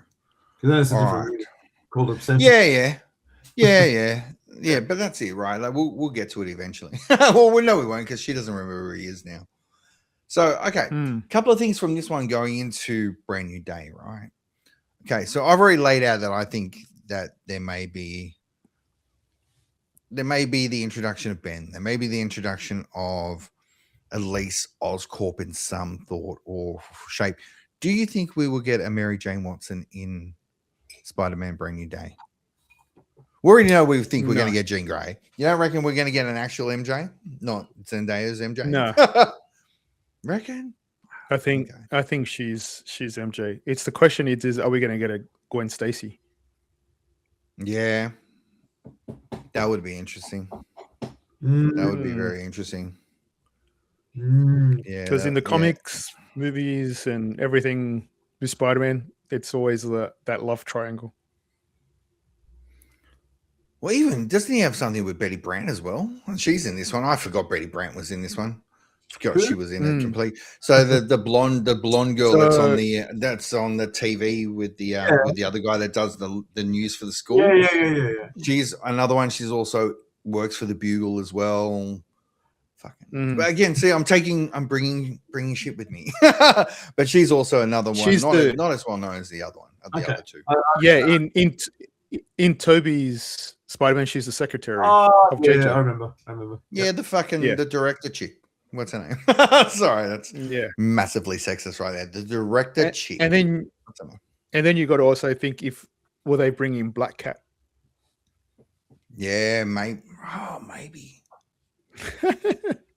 Because they haven't. I gotta watch the trailer. We gotta watch the trailer. We have to do a reaction to the trailer that we missed. It's now like 3 or 4 weeks old. Because if they just say it's Jean Grey, that's awesome. She could be Black Cat. She could be. Well, you know who she is, Andy, from the games, right? Yeah. And he's So like, it's- what? In the City She's Never in Sleeps a Spider-Man DLC. game. I never played it. Yeah, Ah, fuck, man, play that. That's Oh. good. Yeah, she's in there. She's good. it's good.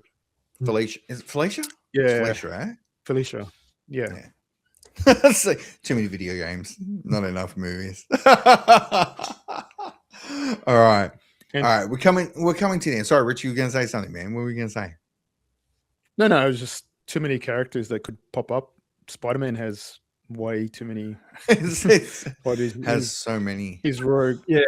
Yeah, I wonder if we get so many villains, so many characters. another version of Green Goblin. I hope so, man. I hope it. I Well, hope Ned- there's a mad twist.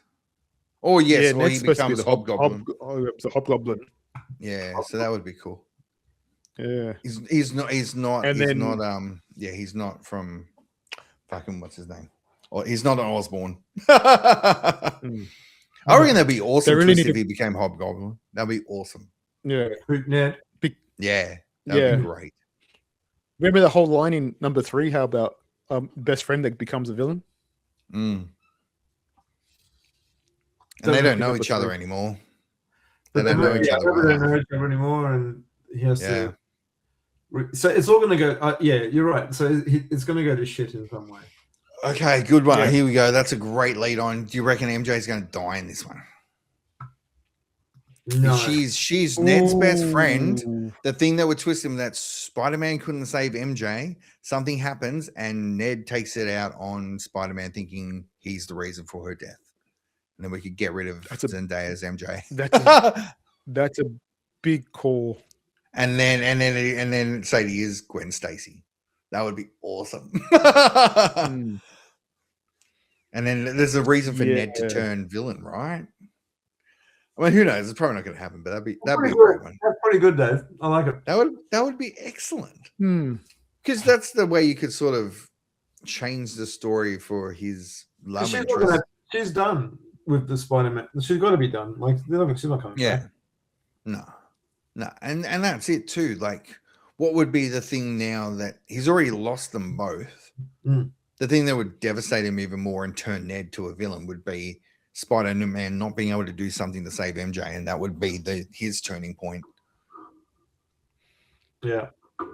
And then they bring Michael Keaton my- back. and Jared Leto, Morbius comes back. And No. Craven. And No. Craven's in it as well. And Tom Hardy. Yeah. And Venom. We could just put every Sony And shit Venom. movie into it. Yeah, that's another problem with this Spider-Man series. Well, Sony, they've just done this weird thing where they've gone and made all these movies about the villains that no one actually gives a shit about. But they've done bad movies too, right? Like none of them have been good. Other than Venom, like, and Venom's just like a.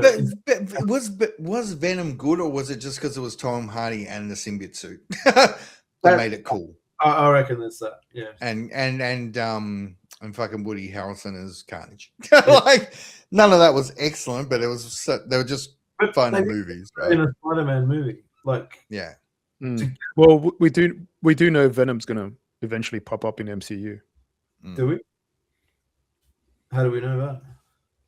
The symbiote at the end of the movie. Mhm. Oh, you need to watch the end credits.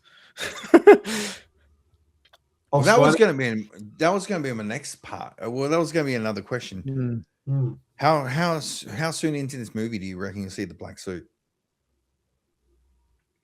I don't think we won't see it for another couple of more movies. You don't reckon? You don't reckon they I would do don't the black reckon. suit now, and then that gives us an excuse to have Reed and the Fantastic Four in this one? You know why? I reckon they need to bring Miles first. Fuck, that would be the best. That would be the best call. that would be awesome. And Glover. So have Prowler, have Miles. Mm. Yeah, that would actually. Yeah. Okay, there you go. Miles Go, Andy. movie would be. But Spider-Verse. Miles has got a lot. Yeah, it's good. too good. Yeah. Spider-Verse is too Mm. good, right? Such a high bar to get over. Well, I'm not using bar thing, but you know what I mean. The Spider-Verse is fucking incredible. A live action movie is just gonna be. It's not gonna hit the same. Well, he's in a multiverse, so Mm. there's possibility that Didn't Lord and Miller write fucking Into the Spider-Verse as well? Yeah. Or was that Marcus and McFeely? Which one of that? Lord and Miller, right? They did do it. I think they produced it more. Or did they write it? I thought they wrote. I thought they did Into the Spider-Verse. I thought they wrote that one, but I'm not sure about the other one or the other two. One we haven't seen. Yeah, I would love that one. If that was the call, Rich, that would be awesome. If they brought Miles into this one, I mean, they've already introduced him once, right? They introduced him in this movie. Well, technically, I mean, Uncle Aaron, and the deleted scene where he's talking to Miles saying he's not going to make it, because that's that one. They should. I guess they couldn't leave that in because it's been 7 years and they haven't put anything. Well, almost 10, and they haven't put anything else with Miles in it. But even if they have Donald Glover do Prowler as well, that would be cool. Maybe a shit. There's no way you could hide that, right? They would have put that. But he did do it in Spider-Verse, right? So he's already. Well, he did the live action in Spider-Verse too. Yeah, Spider-Verse. Cameo. Yeah. But like the actual Prowler in Spider-Verse is fucking cool. Like he's actually fucking cool. Whereas Doc, no, he's not. They can bring it differently. Right. He's more comical, Yeah. Yeah. No, that's a really good call as well. So here we are. We're trying to piece together what will happen in Brand New Day, because it's like we've gotten to this point where they've laid all this foundation for it, and now we're not really sure where it wants. Well, and this is these are our dream scenarios of things could happen. So again, who knows? I guess we'll know in 3 weeks' time. Not far off now, or 3.5 weeks. So they'll reboot Spider-Man in 10 years' time with a completely different story, and I reckon that Sony will go back to another standalone outside of terrible villain films. No, they need to stop that. Like, fuck, Sony's making terrible decisions lately. But with the Sony movies, do you reckon it's because they don't understand what they're doing? They're making 90s comic book movies and not the modern 2000 comic book movies. Like they're trying to make it too comic booky where they all fail.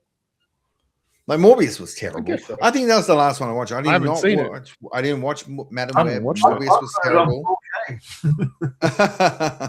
Only because it's the sound. Because he gets surrounded by bats as well. Yeah. It looked cool. It's Jared Leto as Decline. Best movie they ever made was Fight Club. And it's Tron. I like Tron Ares. Sorry.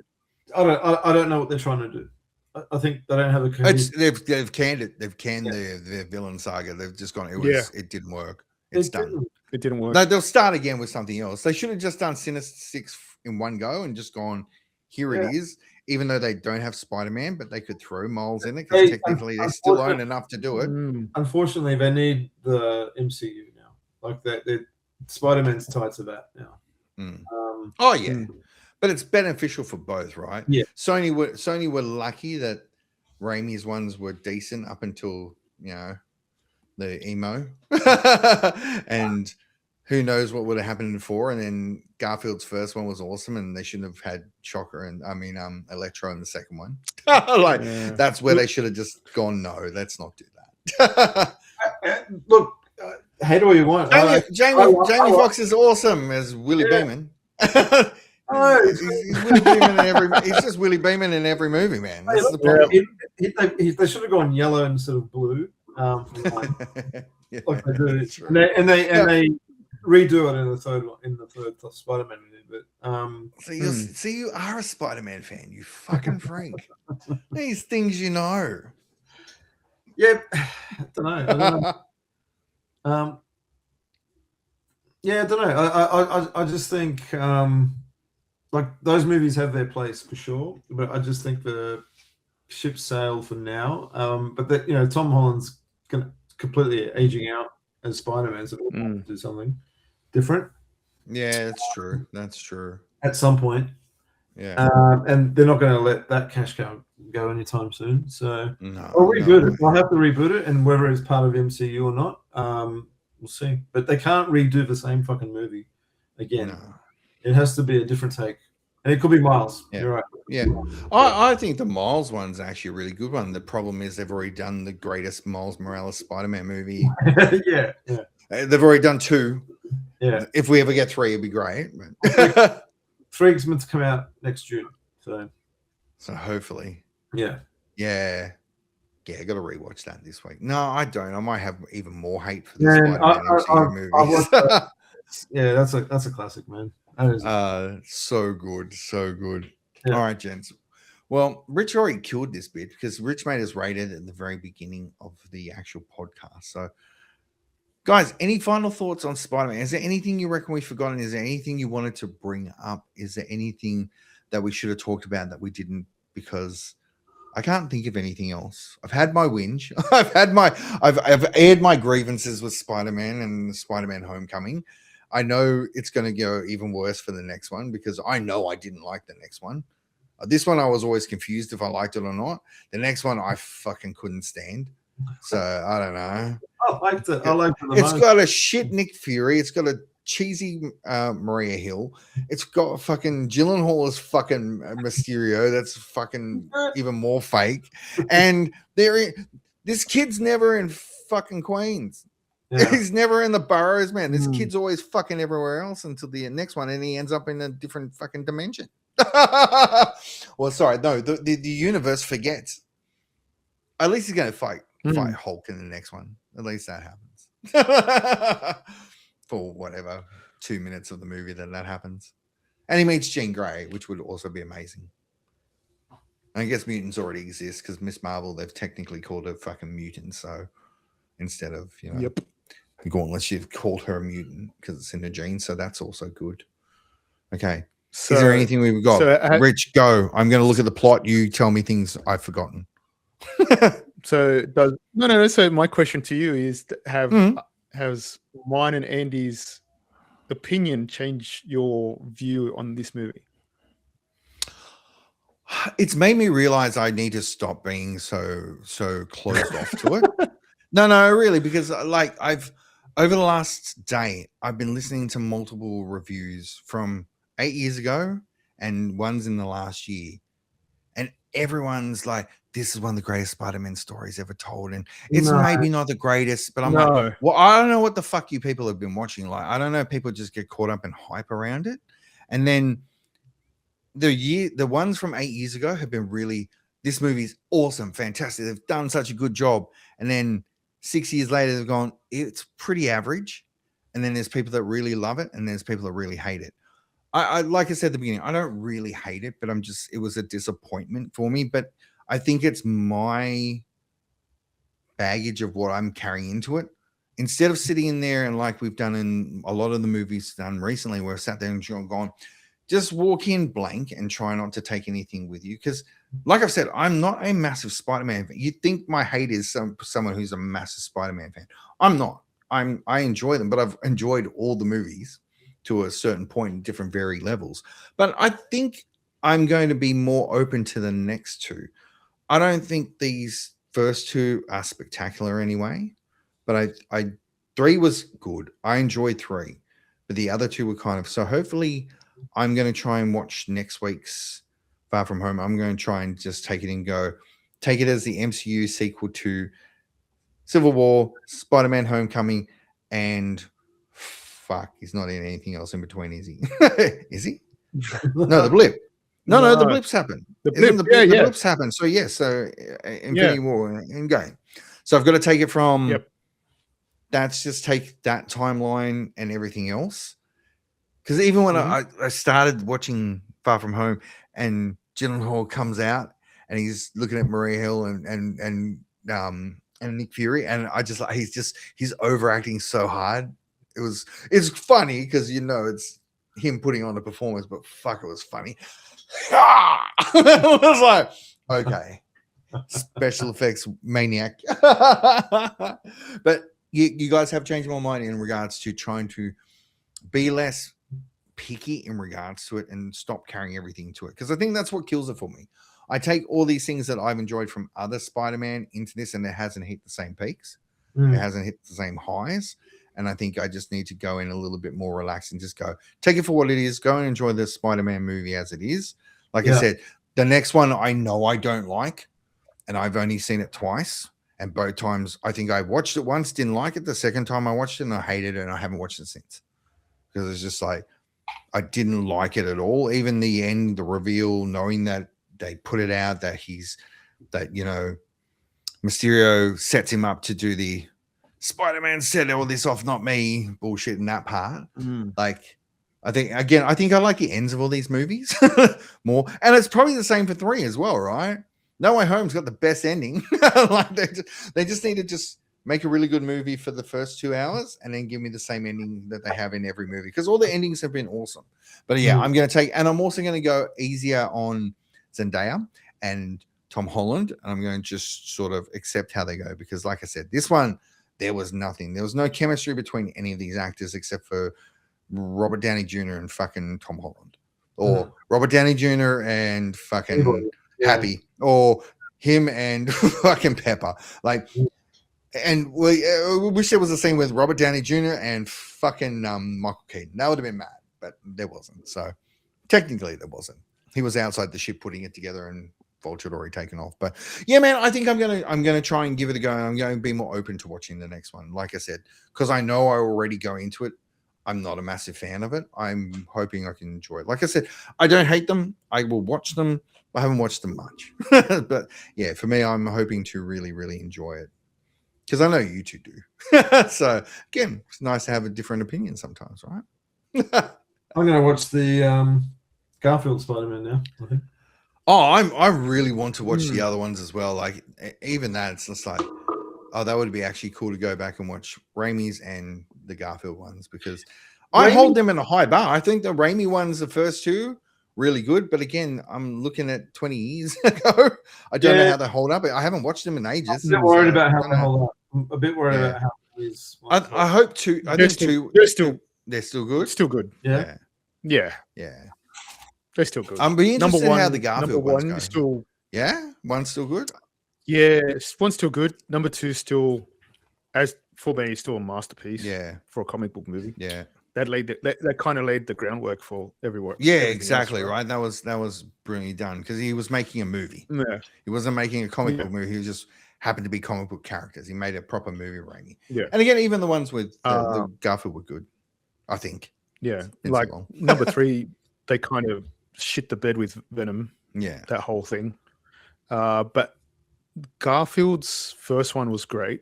It laid the groundwork to what it was supposed to be the second, and you had a different take to it, of course, with the parents and all that kind of things, and Oscorp being a part of it. Yeah, and then kind of try to do too much in number 2. Yeah, with too many characters. With was it Sandman? Yeah, Sandman, right? Yeah, that was part 3. That was Raimi. Part 3? No, sorry, that was Raimi's. Yeah. What's the other guy? It was Electro and can't remember. Shit, I can't remember. Is it Rhino? No, he was a tease at the end of the first one. Who's the other villain? I can't remember. Who was it? Jamie Foxx and it was Harry. It was Harry's goblin. Yeah. Oh, that's right. Yeah. See, that's how good it was. We forgot. That wasn't a good goblin. That guy wasn't a good Harry. Well, they made him out that he was dying and all that kind of stuff, and Norman Osborn was dying somewhere else as well, and that whole storyline was a bit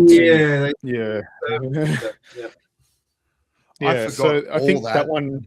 Thanks, Rich. I didn't remember any of that bit at all. Yeah. So I've recently watched it, so I kind of remember. I still give it as a movie, but for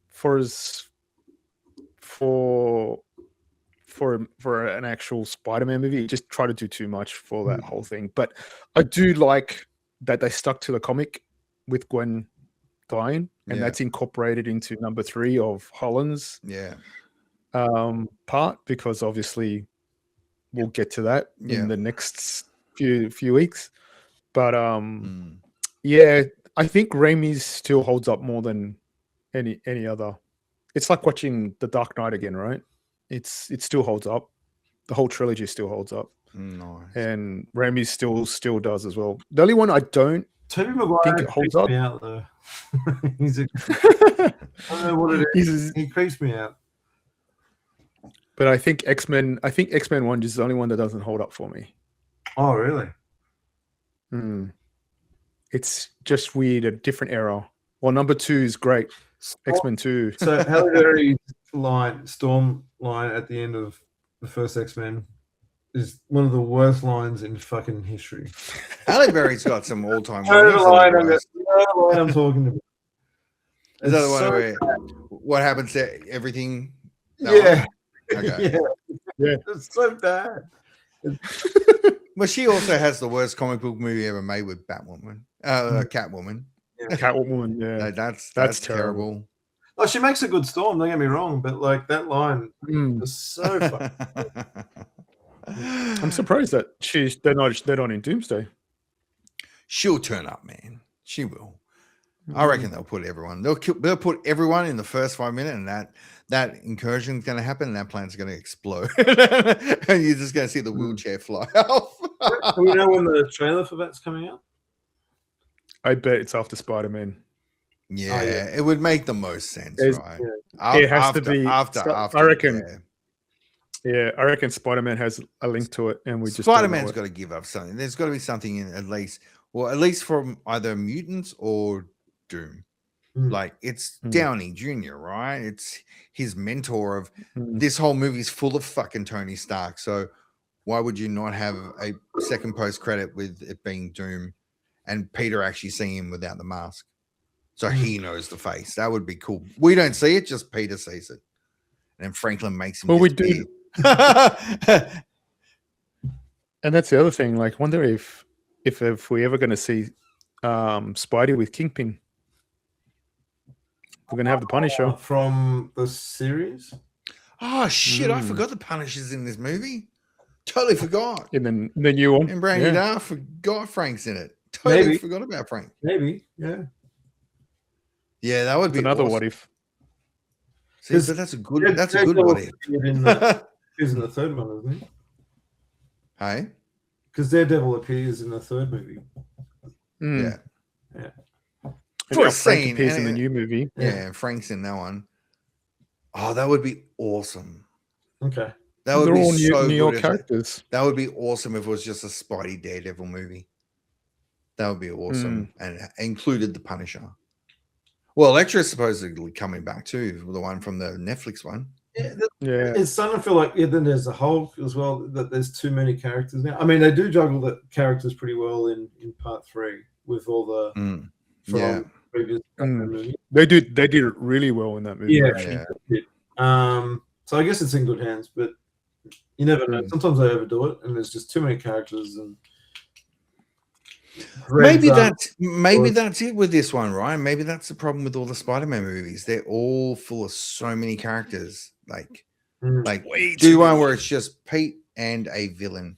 Like Pete, Norman Osborn, and Harry. That's it.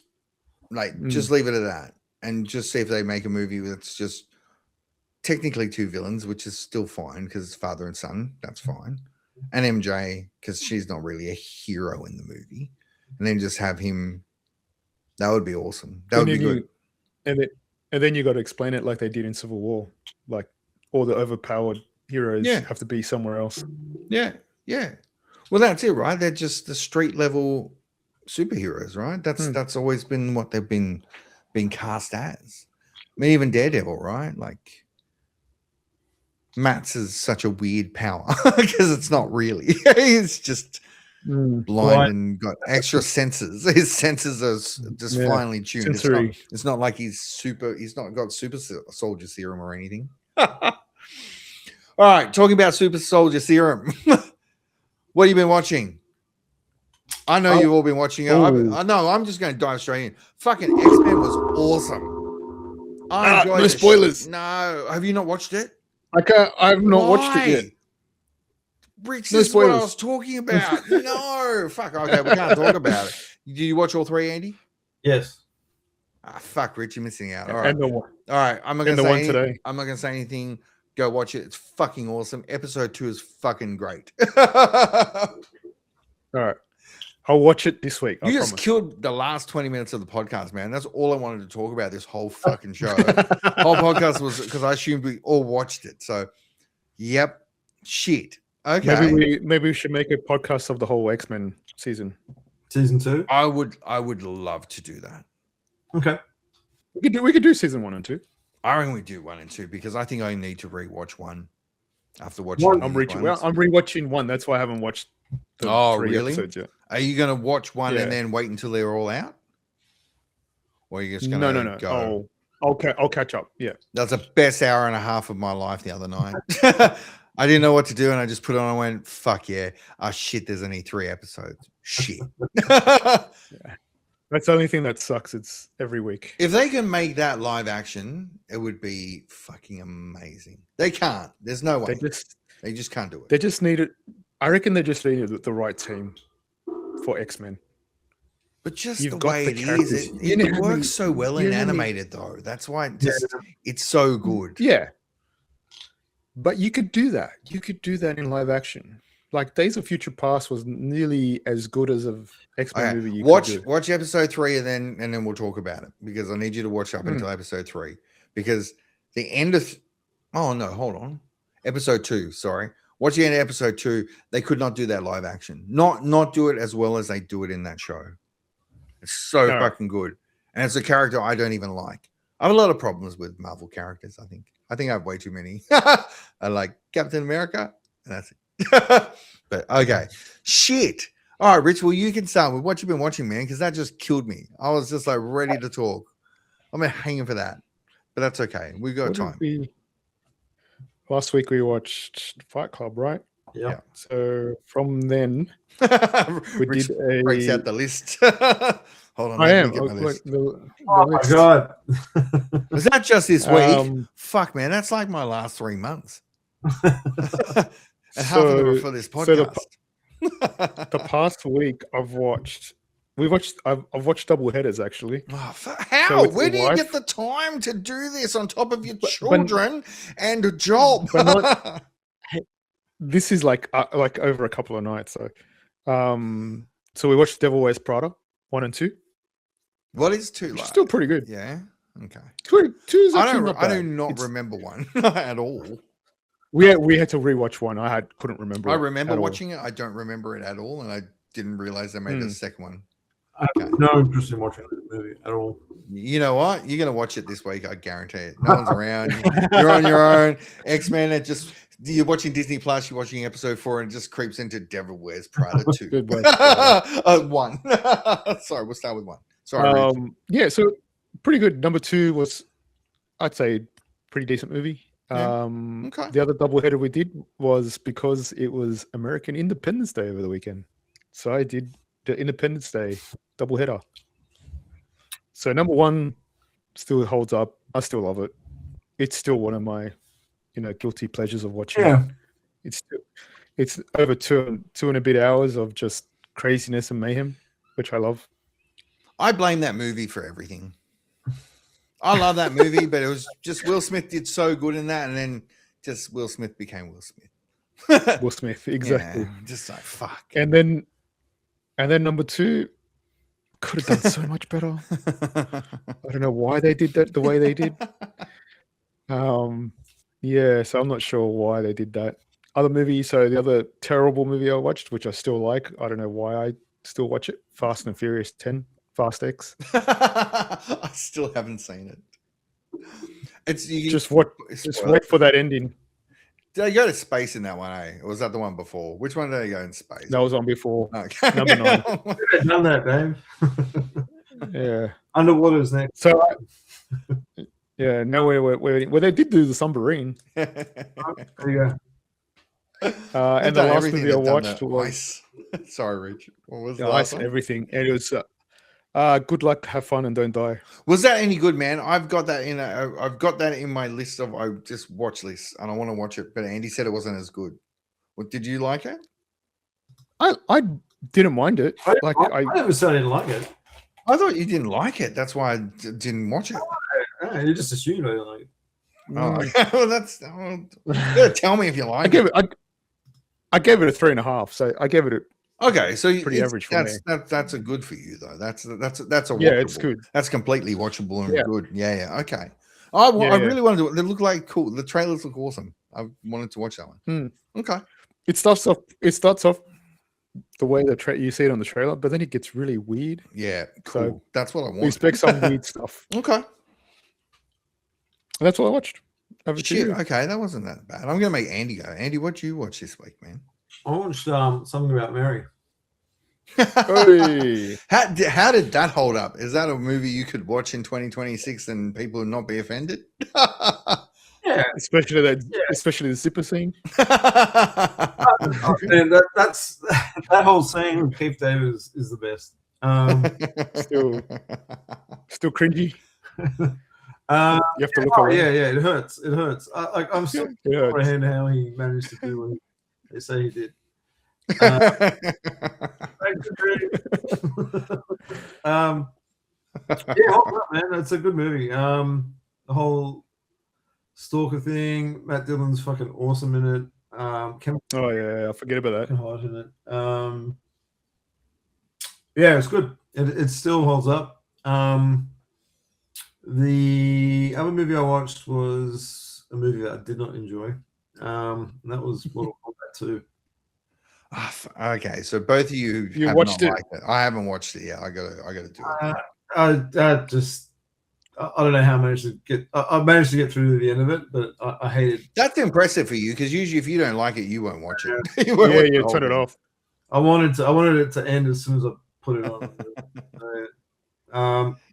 It was so strange compared to where number one was going. It was like I won't give it away. Just watch it, Dave. You can give it away. I don't care. I'll still watch it. I'm just trying to think if there's any redeeming things about it, and it's just. Does it make any sense that Johnny Cage is as old as he is? Do you think Carl?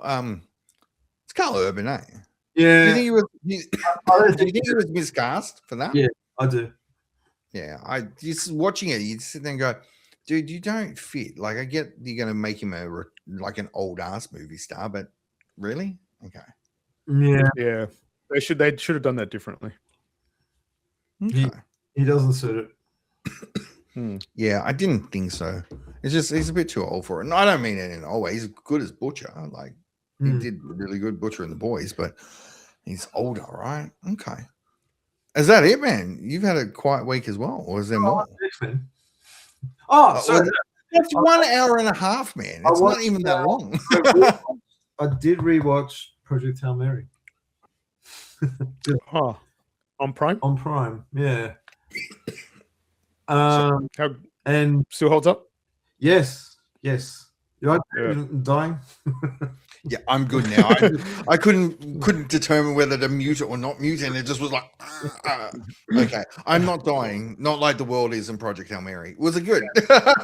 Yeah, man. I enjoyed it more the second time, although I thought that it's still a bit too long, and that I don't know what about the book enough to know if that whole scene where he has to go back to save Rocky. Yeah. Whole epilogue I could have done without, because I kind of I think the movie peaks a lot sooner. And it could have ended maybe you could have trimmed half an hour into that movie and it would have been better. But yeah, man, I really enjoyed it. I think I regret not getting that Steelbook, Rich. It's still there, I think. Yeah, I'm not paying $130 fucking dollars for TV Hi-Fi. What? No, Rare Waves is cheaper. Oh, so Rare Waves. Okay. $89. Oh, fuck's sake. Yeah. I don't know. I'm joking. I don't know what it was. I didn't look. I have to double check. I got to double check. But it's heaps cheaper than JB. Version of that movie on 4K. I mean, as much as I like the Steelbook, I think I'm okay with just getting the standard 4K of that. Oh, I'm glad you enjoyed it again. So that makes it. That's good, actually. Because that was a surprise. I got to admit, that movie was really a surprise of how good it was and how well they did. And like you said, you've nailed the two bits that we harped on about in the podcast that you can catch on the channel as well. We did that a couple of weeks ago. Like, it just could have ended a little sooner. They didn't need that end prologue. That could have just Yeah. It could have just not have been there. Again, whatever. It is what it is, and it's there, and it doesn't detract from the mood, but they could have cut that bit. Yeah. They should have just done it from when Grace was knocked out and then left everyone wondering what happened. That would have been all right. Yeah. It doesn't give anyone any fucking answers, and the No. universe is destroyed. But hey, that's would have been a cool end. No. No, it's really good, man. I really enjoyed it the second time. Yeah. Cool. Yeah, that's what I've been watching. No. Nice. And obviously X-Men season 2 on Disney Plus. Awesome. I had a quiet week, so obviously I watched X-Men because I had paid no attention to it, and then you guys went, there's 3 episodes out. I went, oh shit. And I was like, I could watch it on the bus. And I was like, that's not the way to watch this show. I'm so glad I did. No. It was fucking awesome. So good. Yeah. The second episode for me is fucking mad. I enjoyed the shit out of it just for how it was done and the little differences in it from the other 2 episodes. It was awesome. But yeah, no, man. Rich, you got to watch it so we can talk about it. But yeah, I think we do that. Let's do one about X-Men season 2 at least. If we do 1 and 2, fine with me. We can always just do X-Men in general. Yeah, because that'd be really good. I watched weird, strange ones. Didn't mean to watch either of these movies. I don't know what I meant by putting them on. Obviously, I'm going to sit there and watch it. So I watched No Time to Die. So I've got one Bond movie left out of the Daniel Craig era to finish. Even though I skipped it, I got to go back to Spectre. Was that the last one? The last one. I love that movie, even though it's fucking stupid. Like it is a good. It's a nice bow at the end of the Daniel Craig era of how they did the story. I think they did it well. Was the movie awesome? But I like it more and more that I watch it. Other bits that get me, the child, cool, whatever. Her at the end, killing Bond's weird, but again, it suits the Craig era of movies. It's like he looks old as fuck. I watched that movie and I went, fuck, dude, you look like Roger Moore in fucking View to a Kill. You look like you're 60. Yeah. It was like, like he was like everything about it, even when he was with is it Letitia Lynch or the girl that plays 007, like the his replacement. She is so young and he hits on her so hard. And I was just like, fuck. And Anna de Armas is in it. She's hot as fuck. And she also I'm like, the dude looks like he's 60. Like he looks like a 60-year-old man. Yeah, he's fit as fuck. Okay, yes. But he looked really old in it. So I'm glad they did what they did. But man, I love the Craig era of Bond movies. Like they're fucking awesome. Like even the shit ones. Like I do have to watch Spectre. It's the only one I haven't watched, but I'm so glad I revisited it. But I put it on, not expecting to watch the whole movie. Fucking 2 hours and 40 minutes later, because they've gotten longer as they've gotten. The longer they go on with the series, they've gotten longer and longer and longer. It's almost 3 hours fucking long. I found Spectre and No Time to Die, like the beginning, they start off so fucking well. Yeah. And in the middle, it just fucking drags a bit. It just drags. And they get longer, right? And that's why I've got to go back to Spectre, because obviously this one makes no sense unless you've seen it before to go, this is where all the Spectre and, Blofeld and that they're fucking adopted brothers and all this shit. So, and Léa Seydoux character as well. And it's like, where the fuck she come from? Mr. White's fucking daughter. And okay, come back to the very beginning. So I like how they tie everything up in it. But yeah, man, I love the Craig Bond movies. They're really, really good. But yeah, I just need to go back and see Spectre. And then last night again did stupid shit after watching Spider-Man this week. I was like, I was going to rewatch Spider-Man Homecoming again, just to sort of go in and just go, okay, I'm going to just, I've seen it now. I've put everything back into my head. Now I'm just going to sit there and watch it and be a bit more analytical. And then for some reason I put on HBO and then I watched the Superman 2 Donner cut. So, went back to the 80s. Random? Yeah, it was very random. I was just like, HBO Max has got the Donner cut. I haven't got that. I got it on Blu-ray, but I haven't got it on 4K because I keep looking at it going, I don't know if I want to pay $40 for a movie that's not really finished. Because there's a lot of fucking dodgy bits in it with like the even the reveal of Clark is their screen test. So have you seen that? Have you seen the Donner cut of Superman 2, Gelfie? I have not. So it's very different from the theatrical. In this one, very.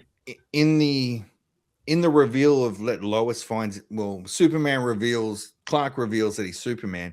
It's their screen test. Mm. I've seen that screen test before because it was them screen test for Superman 1, right? Yeah. Superman the movie. It's in this movie as part of the film because it wasn't all finished.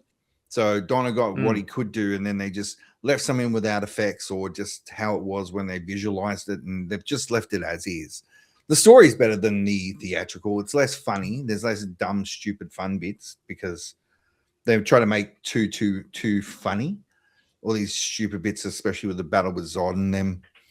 And it was really good. I enjoyed the shit out of it, but it was just like, oh wow, it does look old now. And again, that one not being finished as well. Still have the Obviously same looks ending even older. in the temple. No. So the end in this one, they do end there. Yeah. Where he tricks them into having no powers. They do, but you know how he throws the fucking thing off his chest and all that? That doesn't happen. Yeah. He still crushes Zod's hand and throws him over the side. Non tries to fly and falls. Lois still punches Ursa in the head. Does he still lose his powers? He does, but he gets them back different. And this one's full of Brando. So you know how they have a lot of his mother in the theatrical? Yeah. Brando's everything in the Fortress of Solitude is Brando. Okay. So Brando's scenes are all through this movie. Oh, wow. But then it ends with so you know how one ends and he goes and reverses time. Yeah. Donna's original ending for 2 was that. So this is how that one ends. He goes back in time. So they don't have the super kiss where she forgets shit. Yeah. He actually Donna always intended this movie to be him reversing time and her forgetting. If you watch the original and this one, it has the exact same ending where he reverses time. Yeah, so if you watch the Donna one and this one, they're the same ending twice. Yeah, and it's like because it wasn't supposed to. Yeah, the other one wasn't supposed to have the reverse of time, but the original theatrical of 2, they had the Eiffel Tower. That doesn't exist because it's not what happens. It's the bombs at the end of 1 that Lex launches. Yeah, he gets one into space and that cracks open the Phantom Zone. So yeah, it's really good. If you know the Superman lore of the first movie, and you know that wasn't what they intended to do as the end, and then watch this one, you can accept it. Okay. So I don't know why I can't accept Homecoming when I can accept the same ending of the 2 movies in a row, exactly the same. But yeah, I enjoyed the shit out of it. It was really. I didn't expect to, but I didn't expect to watch the whole thing, and I watched the whole movie. So. Yeah, that was my viewing of the week. Hey, but I watched a couple this week. But it was good. It was good. All right, we are at the end of the show. So again, everyone, thanks for joining us. Please like, subscribe, comment, leave especially some comments in here so we can engage with everyone. Again, really appreciate everyone. We're obviously on YouTube. We're on Apple Podcasts. We're on Spotify, so you can always find us there. There's a Buy Us a Coffee link as well in the description. Obviously, you've seen all that in the ad. And again, if you stayed here for the last hour and 10 minutes, 2 hours and 10 minutes, thank you. Obviously, we're enjoying the Spider-Man films. We are looking forward to Brand New Day. I am really looking forward to watching the next one just to see how I can deal with the movie. Obviously, you two, we will have probably a similar discussion to this week, but obviously with different characters. Again, I will see how I accept it. But thank you for influencing me, boys, on trying to be a little bit more less demanding on the next Tom Holland Spider-Man film. Because, like I said, I don't know how I'm going to go with it. But hey, this is why we do it, right? Hopefully things will change. And again, I am looking forward to the third one. And like I said, we're all looking forward to Brand New Day. So again, it'll be good watch. But boys, anything else you want to throw out there before we go? No. All right, everyone. All right, everyone. Thank you for watching the Hype Check Pod, and we will see you next week for what's next week? Far From Home. Mm-hmm. Yes. All right. Let's see. I might go watch it now just to prep myself for the week. I don't know. We'll see what happens. All right, everyone. Have a good week, and we'll catch you on the next Hype Check Pod. All right. See you, everyone. Bye. Oh, I did your bye, Rich. You did bye. Bye. Bye.